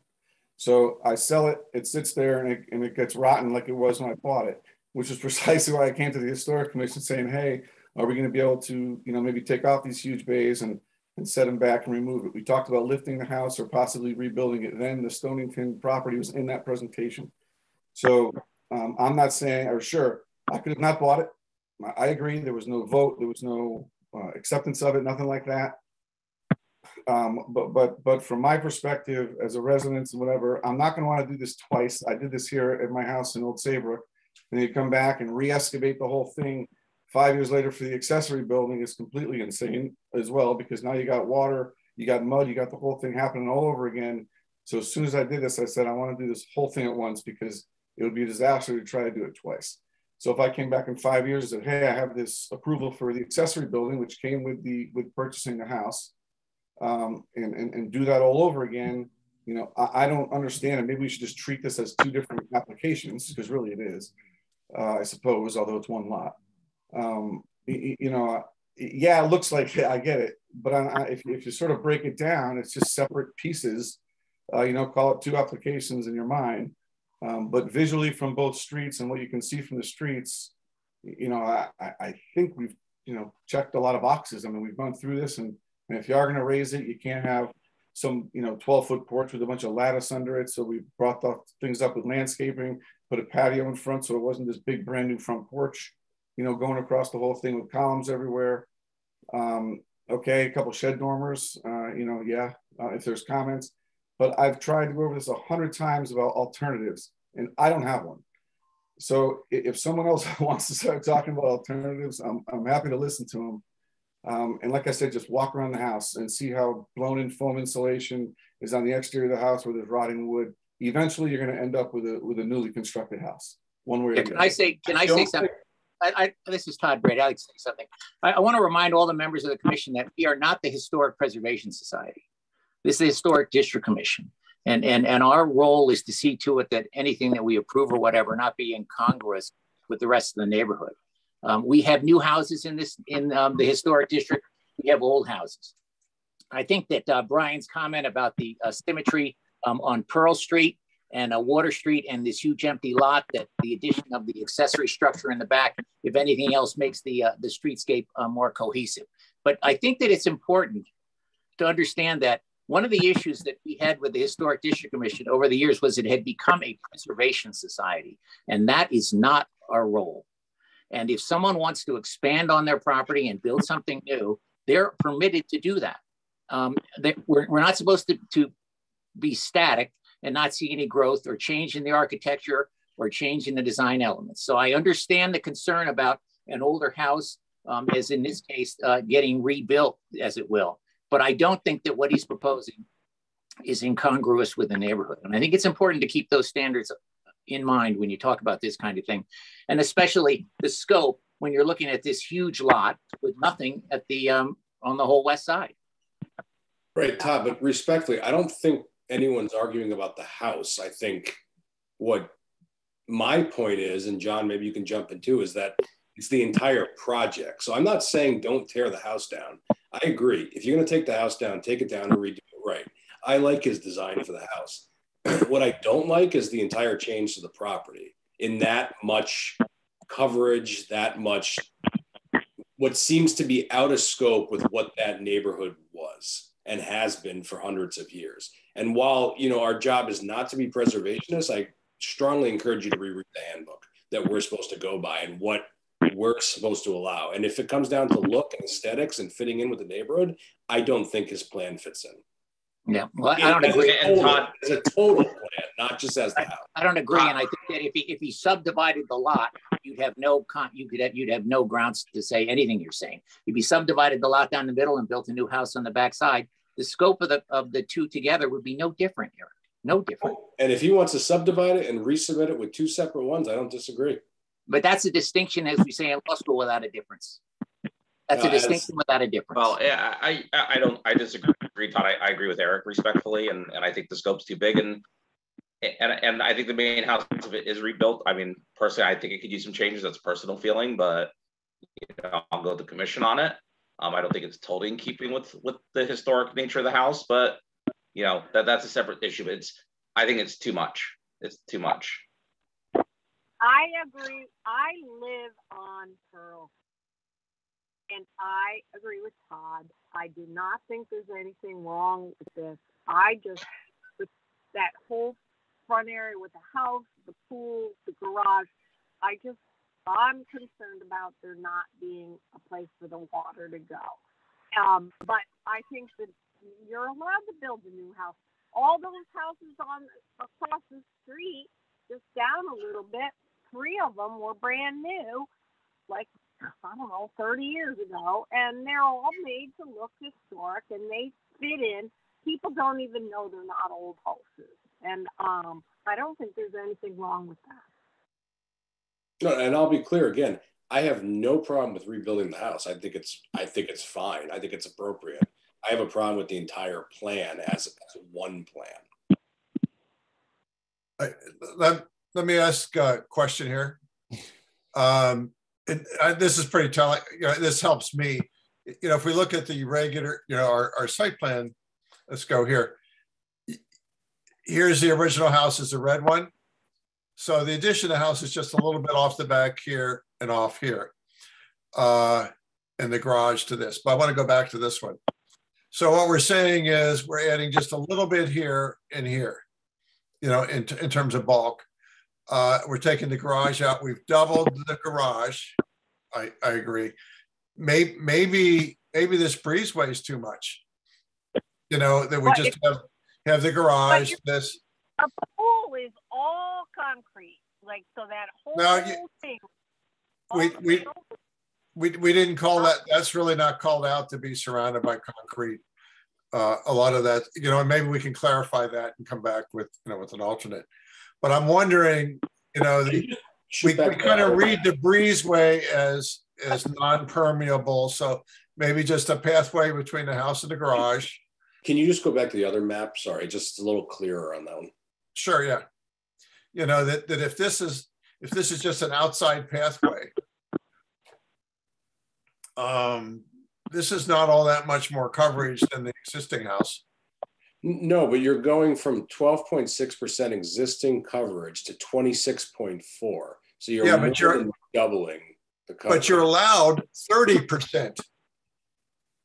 I don't disagree.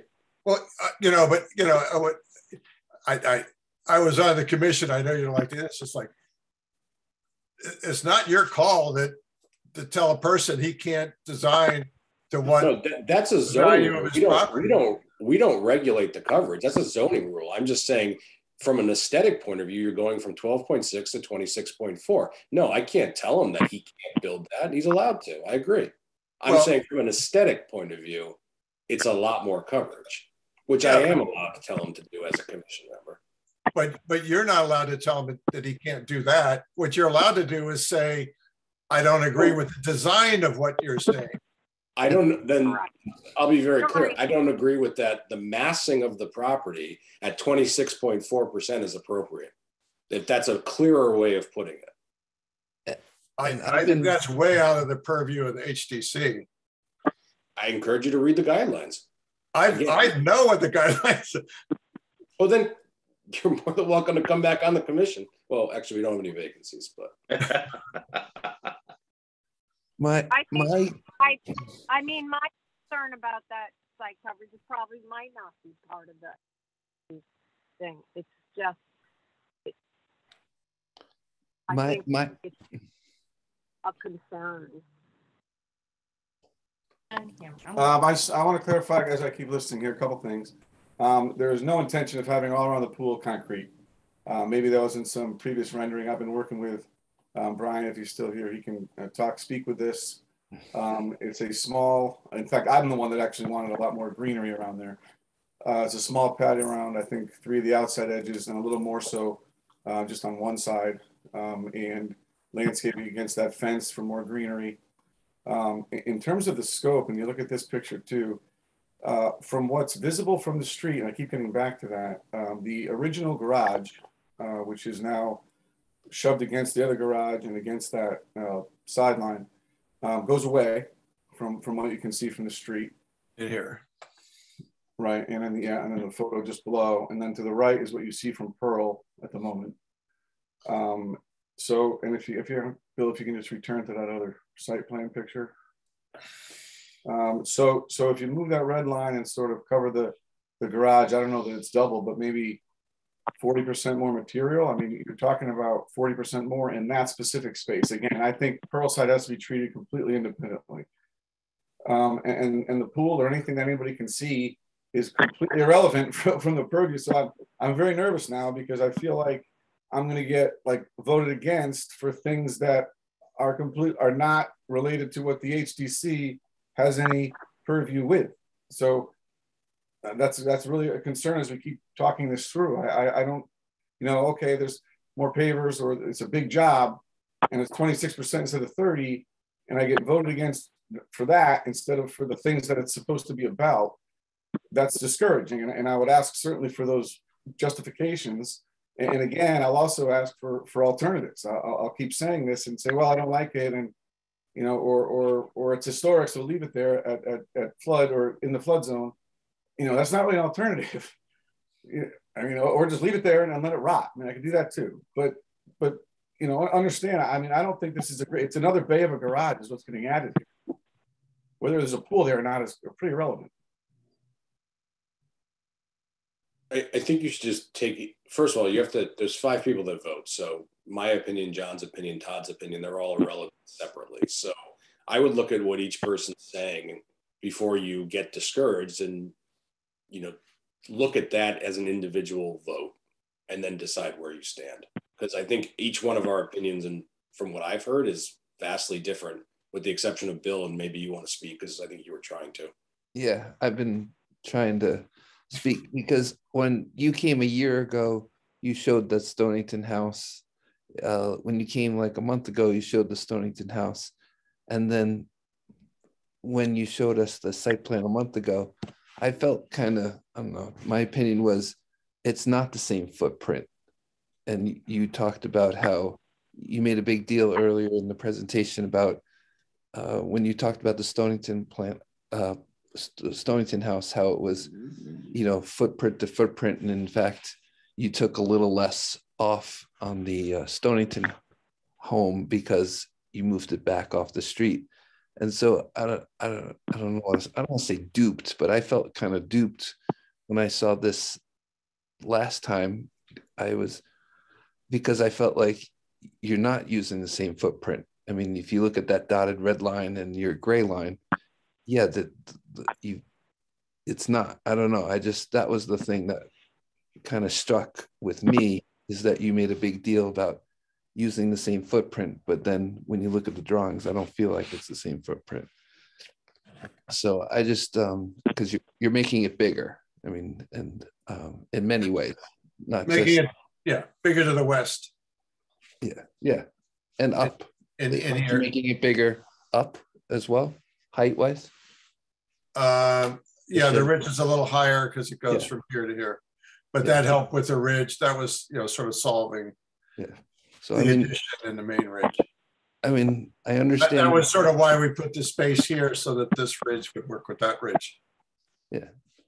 I mean, I don't know. I just,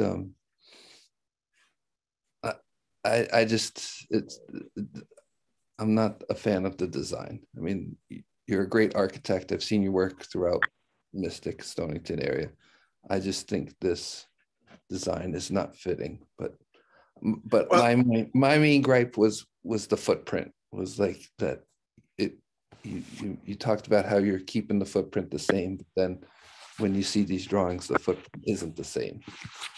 Well, I guess, you know, it's just, for me, it's like we're following the footprint all the way around here. That's just a little notch here. I mean, we could put these bays back the way they were, and they'd be an exact copy around the front. Very similar. We could even do this. Right. No, I know. I just got I got a different impression from your first two presentations, I guess. I mean, if that helps you, well, that was part of what Chris's first thing is like, okay, if we started with a house, what if we change this? And this is sort of where we are. Would you consider a change? And appropriately, you said, all right, well, let's see what it is. And that's where, you know, where we are. Okay. But if that's not acceptable, I mean, basically, we can pretty much, you know, work with the same outline here. We don't have to put the roof over the bays. The porch, you know, can stay here. Yeah, and that's the design is, I mean, I don't have any problem with the design. It's close enough to the size of the house. I don't have a problem with that. Oh yeah, here it is. Yeah. I agree with Bonnie. I personally do not have a problem with the design of the house, period. I think it's better than the house that's there. So it is falling down. No, I agree with you, Bonnie. I think this is a major uplift to the house. Again, I have a problem with the overall plan. The overall site coverage-ish. The coverage, the increasing of the buildings, the addition of the third structure, with the driveways, I think it's just out of keeping with the surrounding homes as a total plan. But I mean, out of curiosity, I mean, it just, yeah, but the owner has a right to build that accessory unit. We're looking for you for, you know, is it appropriate for the neighborhood? I mean, we could cut the driveway off right here. You know, we just parks next to the house, you know, and reduce this parking up here. I do think we'll have to look at our role and what we're supposed to be doing, because down on Grove, they put an accessory unit that has a garage with an apartment above it, and they came to HDC, and originally it wasn't going to be a rental unit, but it is now. But I mean, it's a huge structure, and it was approved, and it's allowed. We can't stop people from putting accessory dwellings on their property. It's allowed. No, but that's not what I'm suggesting. And I agree with you. They shouldn't be preventing people from doing what's things that are allowed. But if you look at what the HDC guidelines are and what your job as a commissioner relative to the other homes, the other properties, and the aesthetic of the neighborhood, this gets back to the same argument, which is the guidebook says don't put shed dormers on houses, but we approve them all the time. The guidebook doesn't say anything as particular about the height or roof pitch, and we made a person rip their entire roof off twice because we didn't like the pitch. There's nothing that says you can't have that pitch. And demolition does fall under our purview, and they're talking about demolishing a house. So I think it's a conversation we're allowed to have. Yeah. I think, Bonnie, you're going too far in the other direction, which is otherwise forget it. Again, like I've said, disband the HDC and do whatever you want. My preference would be for them to be able to do what they want with accessory. My preference would be to keep that historic house and lift it somehow. They told us it wasn't economically feasible. That's what I would prefer. Yeah, but Bonnie, you and I know somebody outside the Historic District Commission that's raising a house that's not economically feasible per se, but they're preserving the house. So it's a decision you make when you buy a historic home, I suppose.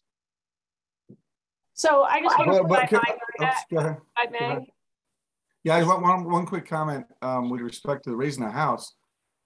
We had comments that most of us in the room agreed with, that you know, it was like, you know, when can you start in terms of taking the whole salt box addition off? And then the big bay windows, which would, and I did have a person come and evaluate it, and a 10 by 10 chimney and the rest of it, lifting it. And by the time he got done, I didn't want to get to these conversations in this meeting, but you have, you know, 3 walls left. And then that stuff all has to get, because you don't have the back anymore because of the addition. And then that stuff has to get rebuilt anyway. So again, it's not even about the economics. I mean, I'm willing to work with you guys. I'm trying to. I don't I'd like to see in the historic guidebook, Eric, if you could show me where there's any purview of what's happening in the middle of this property or coverage or anything, versus if it's 3 years from now, you know, I'm going to be able to put an accessory building on it. So, and then it's got to match that. So the only thing we're talking about here is really the timing of everything, which for that matter gets it all done faster. No, because the reality is we can still vote against the accessory building 5 years from now. We could if we wanted to. And again, if you're going to come on, that's not a real, because that's not, to your point, when blow up the commission. On the other end of that spectrum is that's not what the commission is there for either. So. No, and I'm not saying that we would vote against it. I'm just saying that we could. That's my point. Just as we could not. I'm just giving you a counterpoint. I'm not even necessarily. I don't think you even know what my vote's going to be, and you'd be surprised. But the reality of it is you've got drastically different opinions from every commission member so far, and I think we keep getting down to the nitty gritty of the particular house. And John, I'm not trying to speak for you, but John, you're the only one that's saying don't tear the house down. We're all agreeing with tearing the house down, with the exception of you. I'm sorry. No, hey, that's fine. That's why we all have our opinions. The 3 of us, Bill, John, and myself, are not in favor of the plan as a whole and the amount of coverage that you're increasing. And Bonnie had a problem with the amount of impervious coverage. And Todd doesn't agree or doesn't disagree with anything. That's 5 commission members with 5 different opinions. I'm just trying to give you what all of them are. And Sarah, I think you were going to talk. Right. So just a couple things, going on the tail of Dan's comments, I agree with him. You take one wall down, you take another wall down. The economics of this project and the restrictions that are put on them as a result of the building and a result of FEMA, I just don't see another way to do this building without tearing it down. I mean, you can just leave one wall up and lie about it and say I'm reconstructing it, but they're being honest about it. I like the building. I like the way it looks. I think that, they did a nice job. When you look at the project as a whole from the top, like we're looking at it now, it does look like a lot of massing. If you subdivided the lot, they could do the accessory use. I have no problem with that. Really, they're adding a second bay or a second or third bay. Was it previously a 1 or 2 car garage? I think it was 2. So they're adding additional bay. That walkway, I had a little bit of heartburn over in the beginning, but when you look at the walkway from the street view, you can barely see it. So overall, I really don't have any concerns over the project and think that they did a good job, my personal opinion. And actually, if they had subdivided this lot like almost every other lot on the street, they would have been able to build a much bigger house than this accessory dwelling. Right. They would be able to build any size house that meets the zoning. Right. But it is getting late, and I'm happy for everybody to continue talking about this if we have new comments to talk about. Good. Can you, is this view live? Can you see the mouse moving? Yes. All right, so I'm just in the actual program. Dan, don't have a heart attack.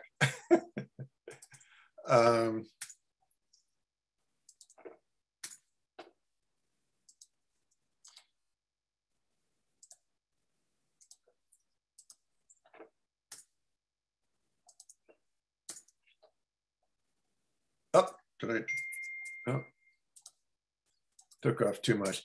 Basically, I removed the covered walkway, and actually this is all power stuff. This is actually a 2-car garage, and this, because the generator here and the cross connect switches, that's all the power switching there. Maybe this could be made,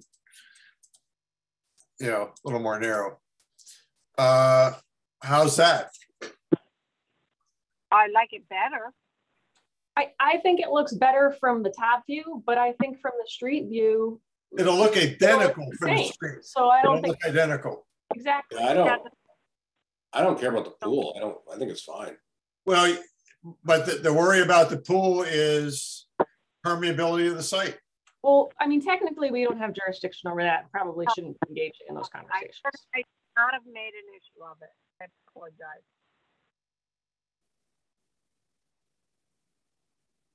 I'm sorry, I didn't hear.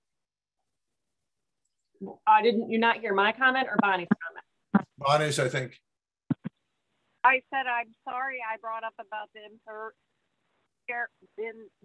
drainage issue because it really isn't part of our HDC jurisdiction. Yeah. I mean, in fact, we're solving it technically, and take our word for it. It's like all these driveways and the pavers. I mean, Kent and Frost know what they're doing when they deal with water, that's for sure. So does anybody have any additional new feedback they'd like to give to the applicants?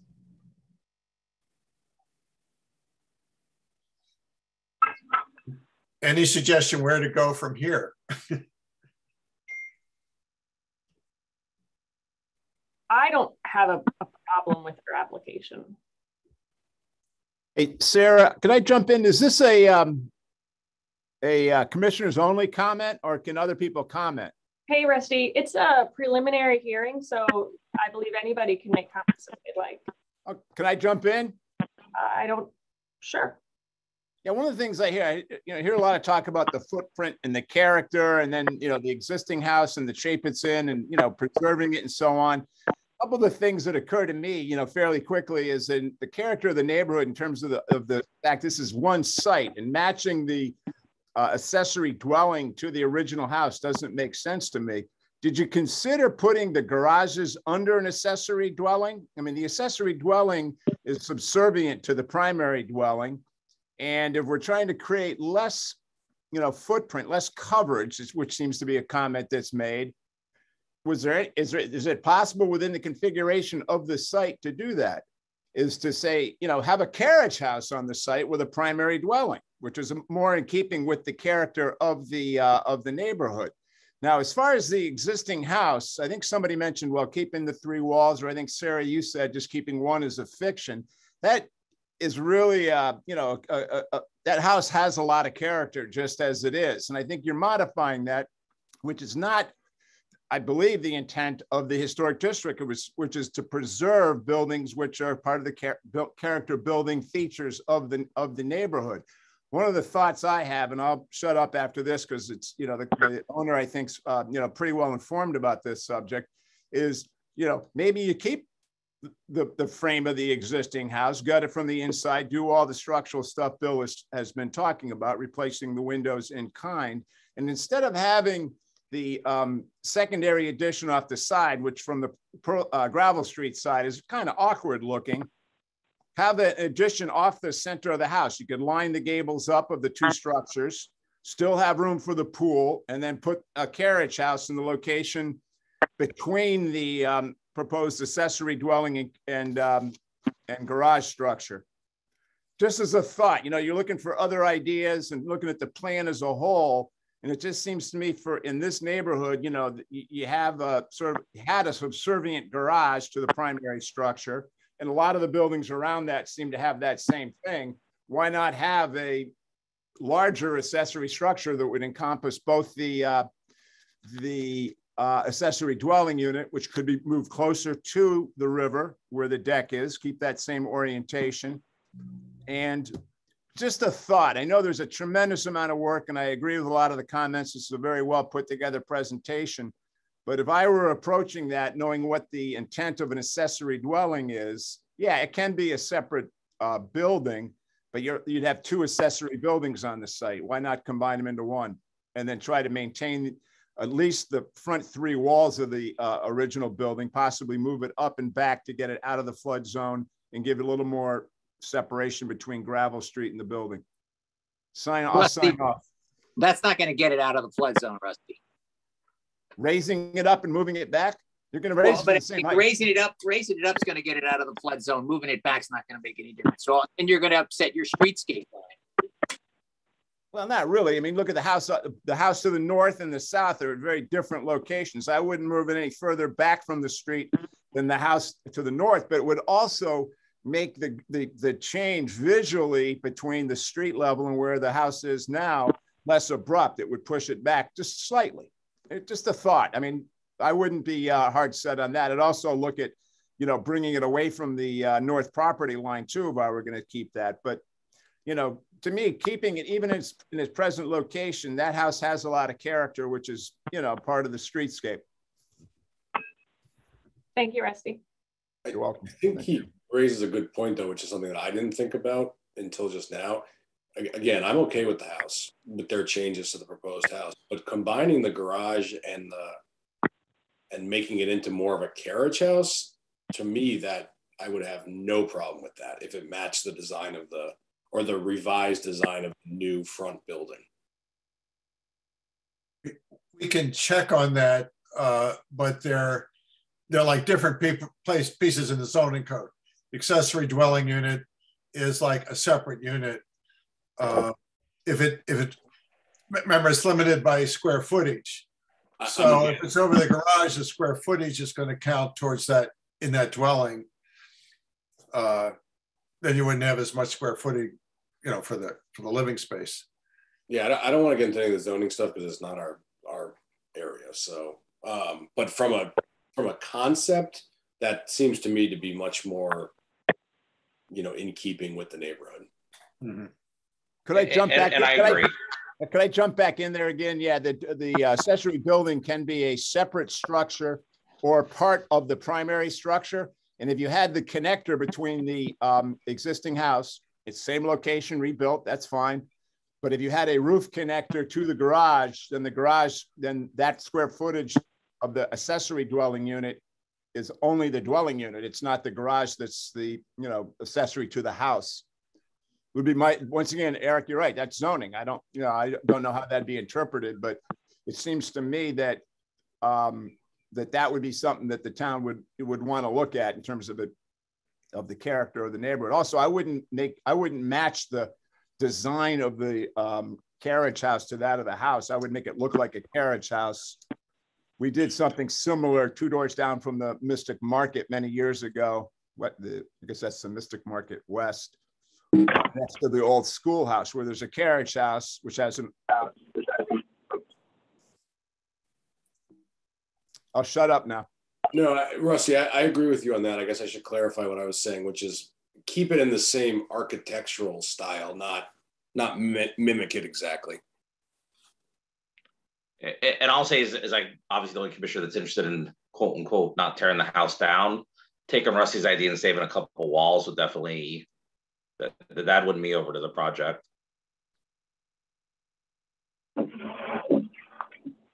Anyone have any other comments for the applicant? Does the applicant have any other additional questions? As the owner, I just again, thank everyone for their time, for a lot of time. Again, maybe if it's 2 applications, all I know from the accessory building is it's limited by 800 square feet. I don't know about any combinations with garages, because that would wipe out an accessory building if that was the case. That's a zoning question. I don't know that deeply. Bill may have some feedback on that. But that's really my only point on that. And thank you guys very much for the time. Thank you. Thank you. Thank you. All right, thank you. All right. Do we have anyone else that's here for a pre-app? Yeah, can you hear me? My name's Cal Ackley. Yes. Okay, hi. I purchased the lot. My name's Cal Ackley. I bought the lot on 22 Ice House Lane in Mystic. I've been working with Mr. Zanarini in the town of Groton. And I got an email last week that there was going to be a Zoom session tonight to go over that approval with the Historic Commission. Is that still coming up, or is everything finished for tonight, or did I get the wrong date? I don't see anything on the agenda for a hearing. Okay. I did see I think it was for a determination. It was this one. I talked to Tom a little bit about this one. This was for determination on his property is half in the historic district and half out of the historic district. Right. So it was to determine if you wanted him to come in for a meeting to see it wherever the house was actually located on the property. My thought process is if the house was actually in the historic district on that line, then yeah, you'd have to come in and visit you guys. But if it wasn't, then you probably wouldn't have to. So do we know where the house? Ice House. Yeah, was it 1 Ice House Lane? Yeah, no, it's 22 Ice House Lane, right near the firehouse, off Route 1. But it's got a strange delineation. Is it one of those lots with a strange delineation? Is the house going to be in the historic district or out of the historic district? The actual house. It's half in, half out.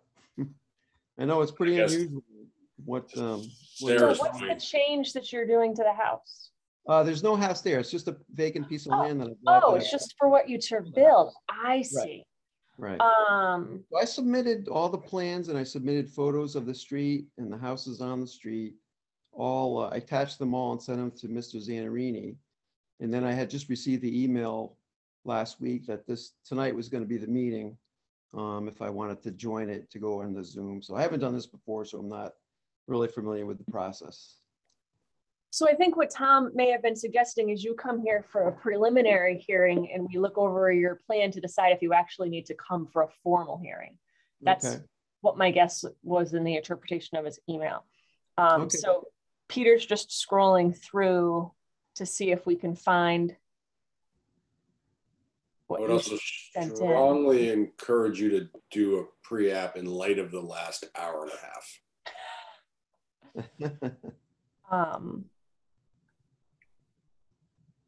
Nothing, Peter? Okay. So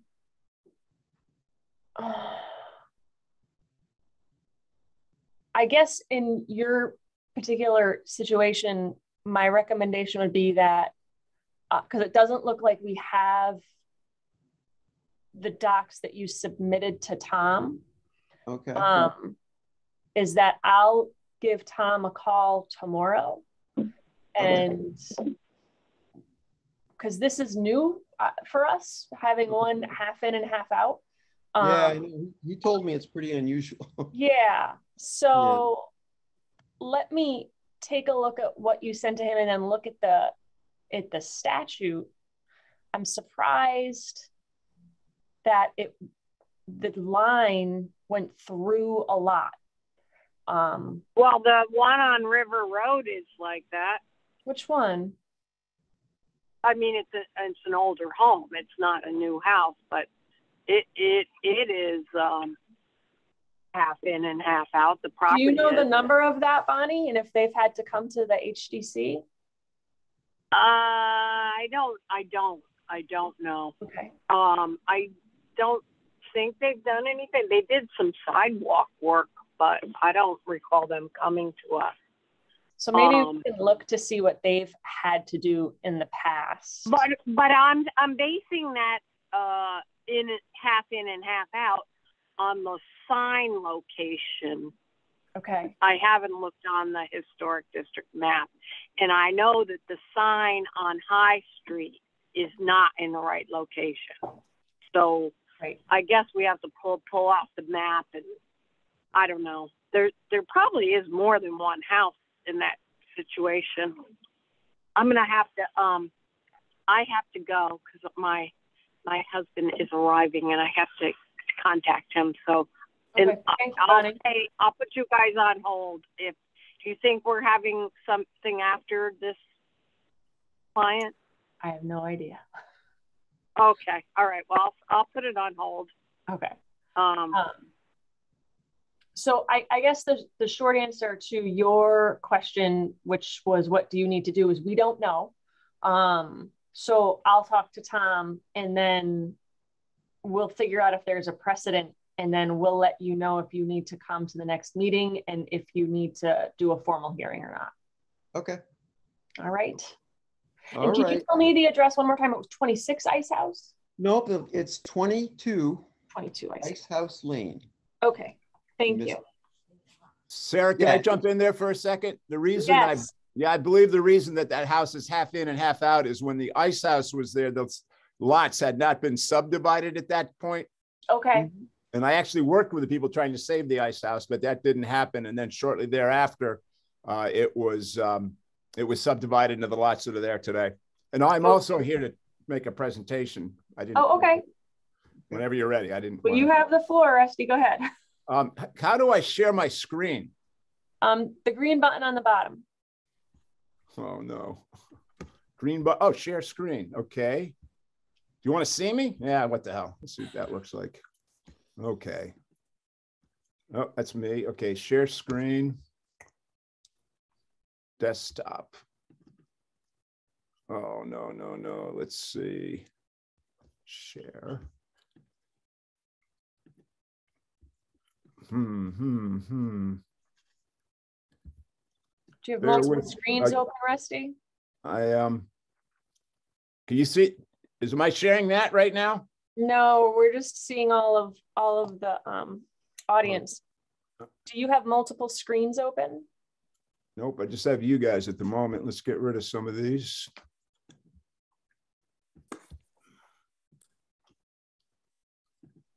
Oh, let's see.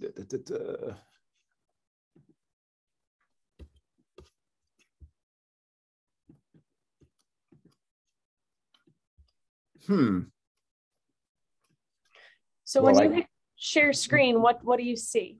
Yeah. I see my screen, but let me try this. The old-fashioned way. Let's see if I can figure this out here. It's backwards.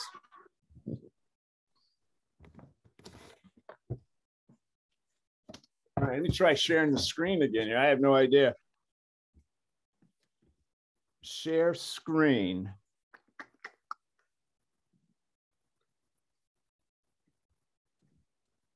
Open system preferences.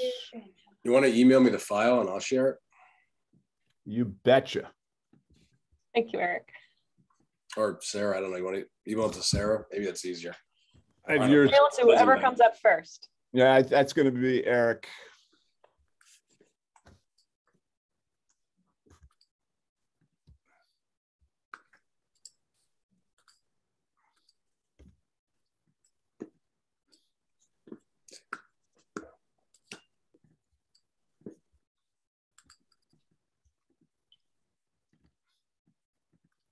Send it.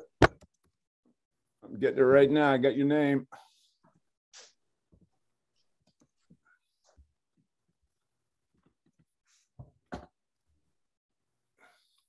Oh, no. Too big. It exceeds my limit. Oh, my God. Bear with me a second here. Dropbox link? I got to export it as a JPEG. Hold on. Export image file.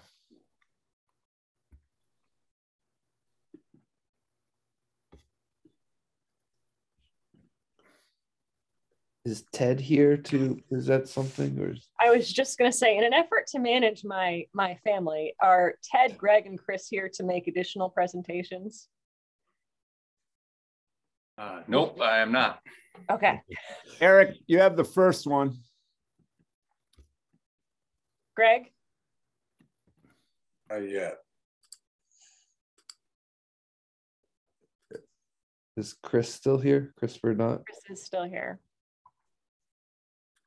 Chris and Greg, are you looking to make prelim applications?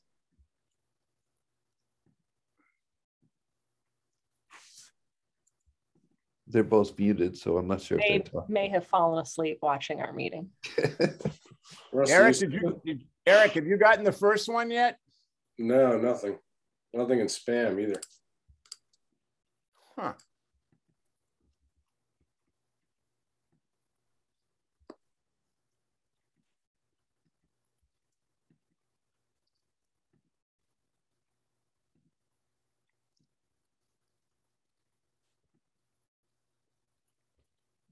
Huh.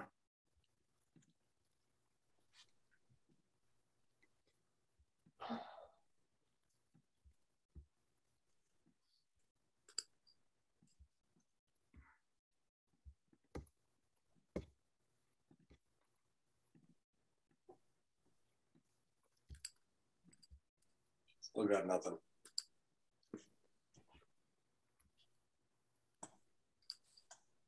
That's odd because let me just make sure it got sent. I get your emails, you know that. Yeah, I know that.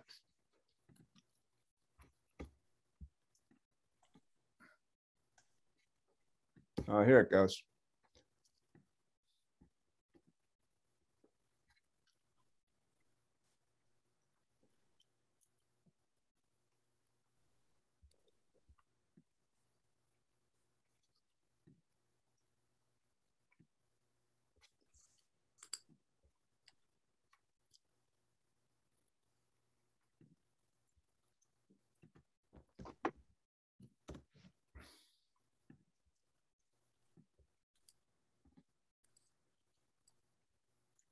Sorry, Rusty, I still got nothing.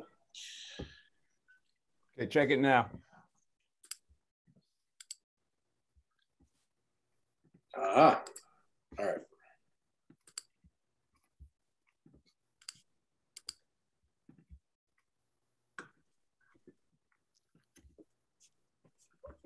The best way to strengthen America's economy? How about investing in America's fastest growing industry?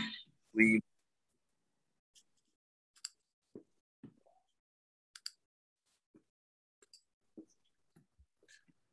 All right. What do you want? This one or the other one?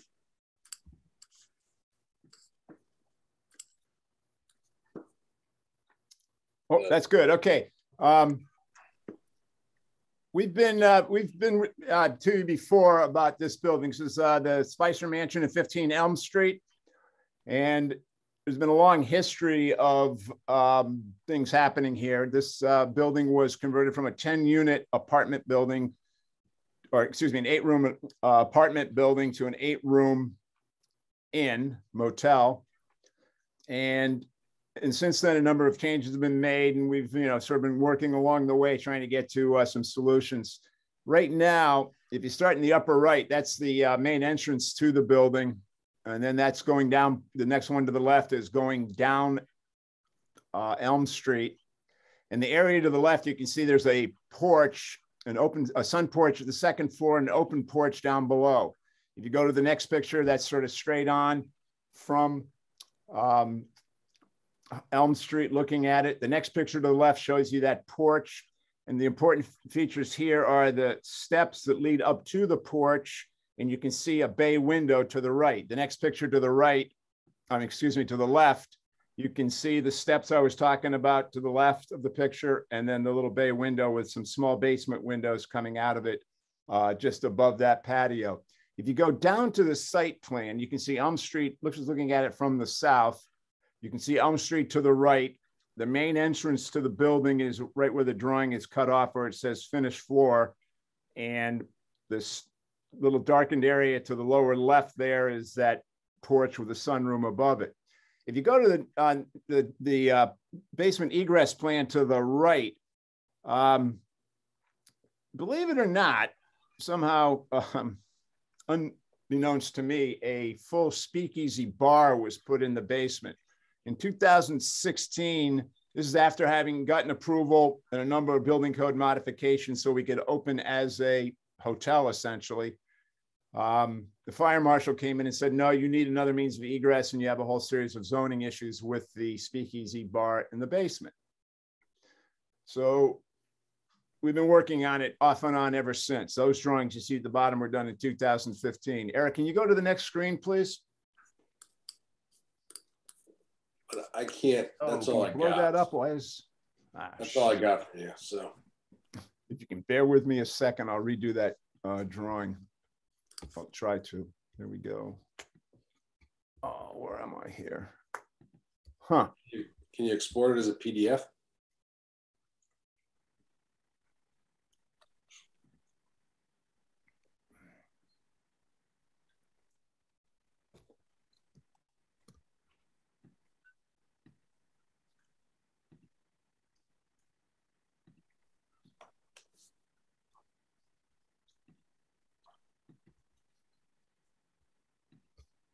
As you can tell, I'm not good at this stuff. Okay, let's see.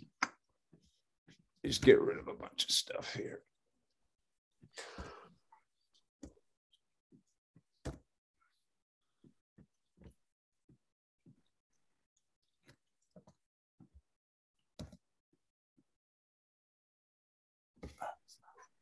Fucking sakes.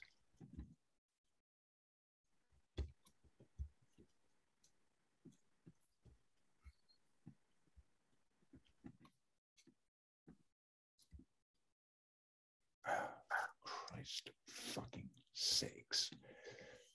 Well, I'm at a loss. I can't find. Oh, wait, I got a thought here. Hold on. Rusty, don't forget, you're getting recorded too.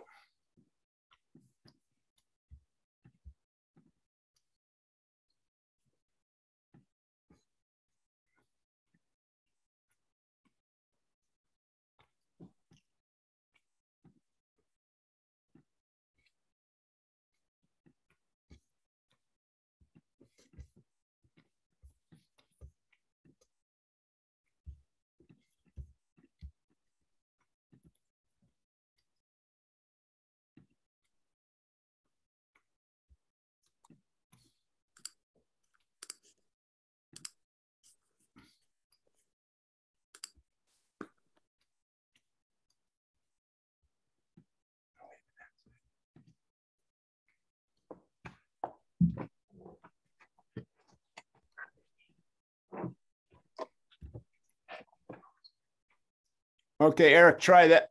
No, shoot.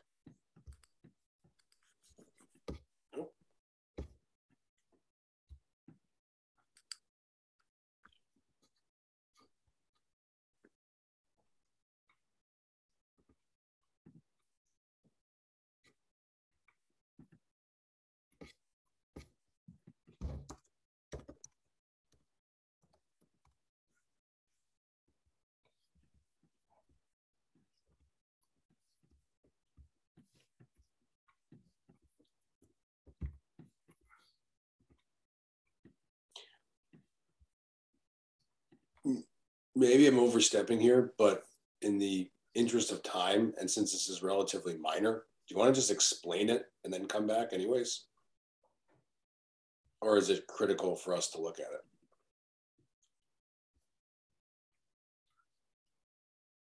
Rusty, can you hear us? Do you want to hear us? Rusty.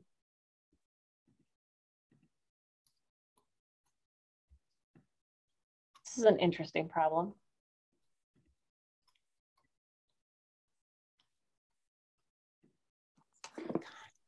Eric, I don't have his cell number. Do you have it? Thank you.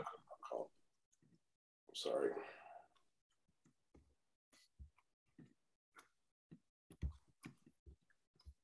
You might need to mute yourself for feedback.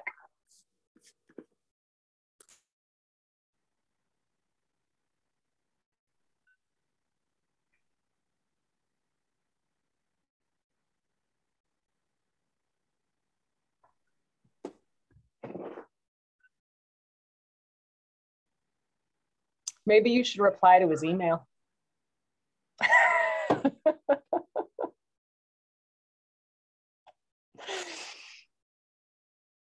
Oh, he sees you.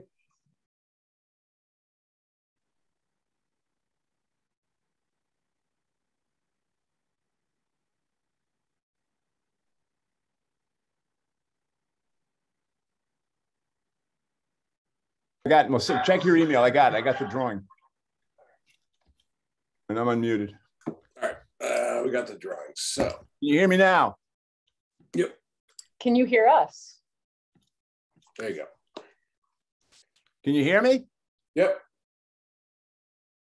Can you hear us? I don't think he can. Nope, I don't either.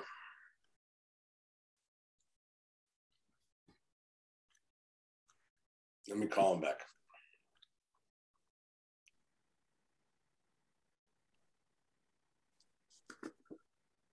I cannot wait for in-person meetings. Can you hear me now? Yes. Can you hear us? We can. We can hear you. We can hear you. I hear you on the phone. It doesn't say mute. I don't understand. I did. I muted it. Okay, mute my audio. Stop video. It has something to do with your speakers, not your microphone. Can you hear me now?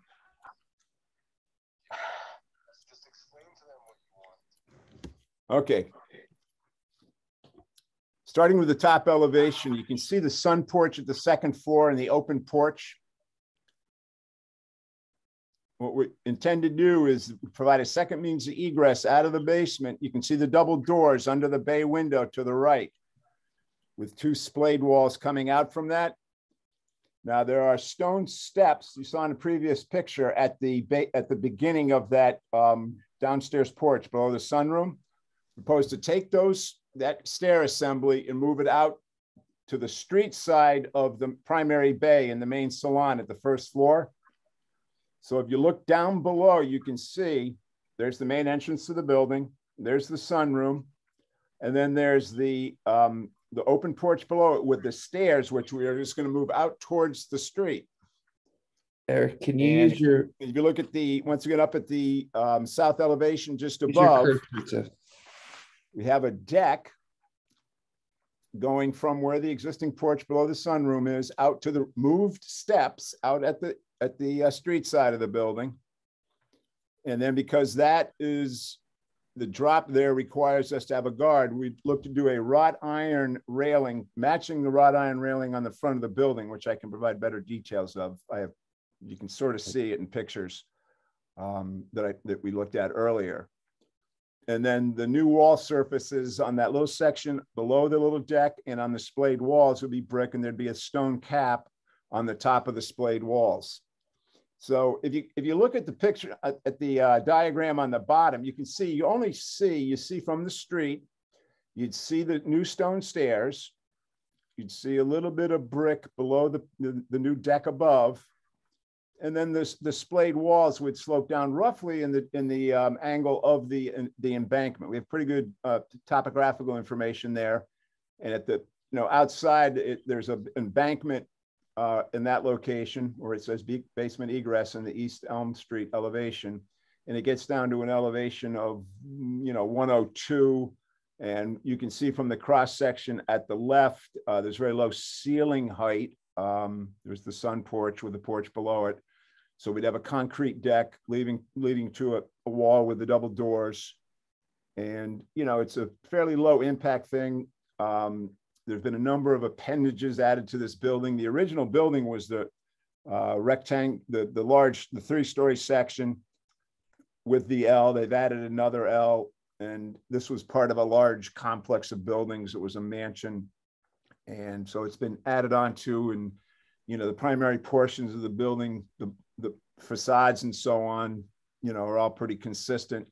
What we're proposing here is really below grade mainly, with a little bit of deck and railing area showing up above, retaining the same stone steps. And, that's essentially the long and short of it.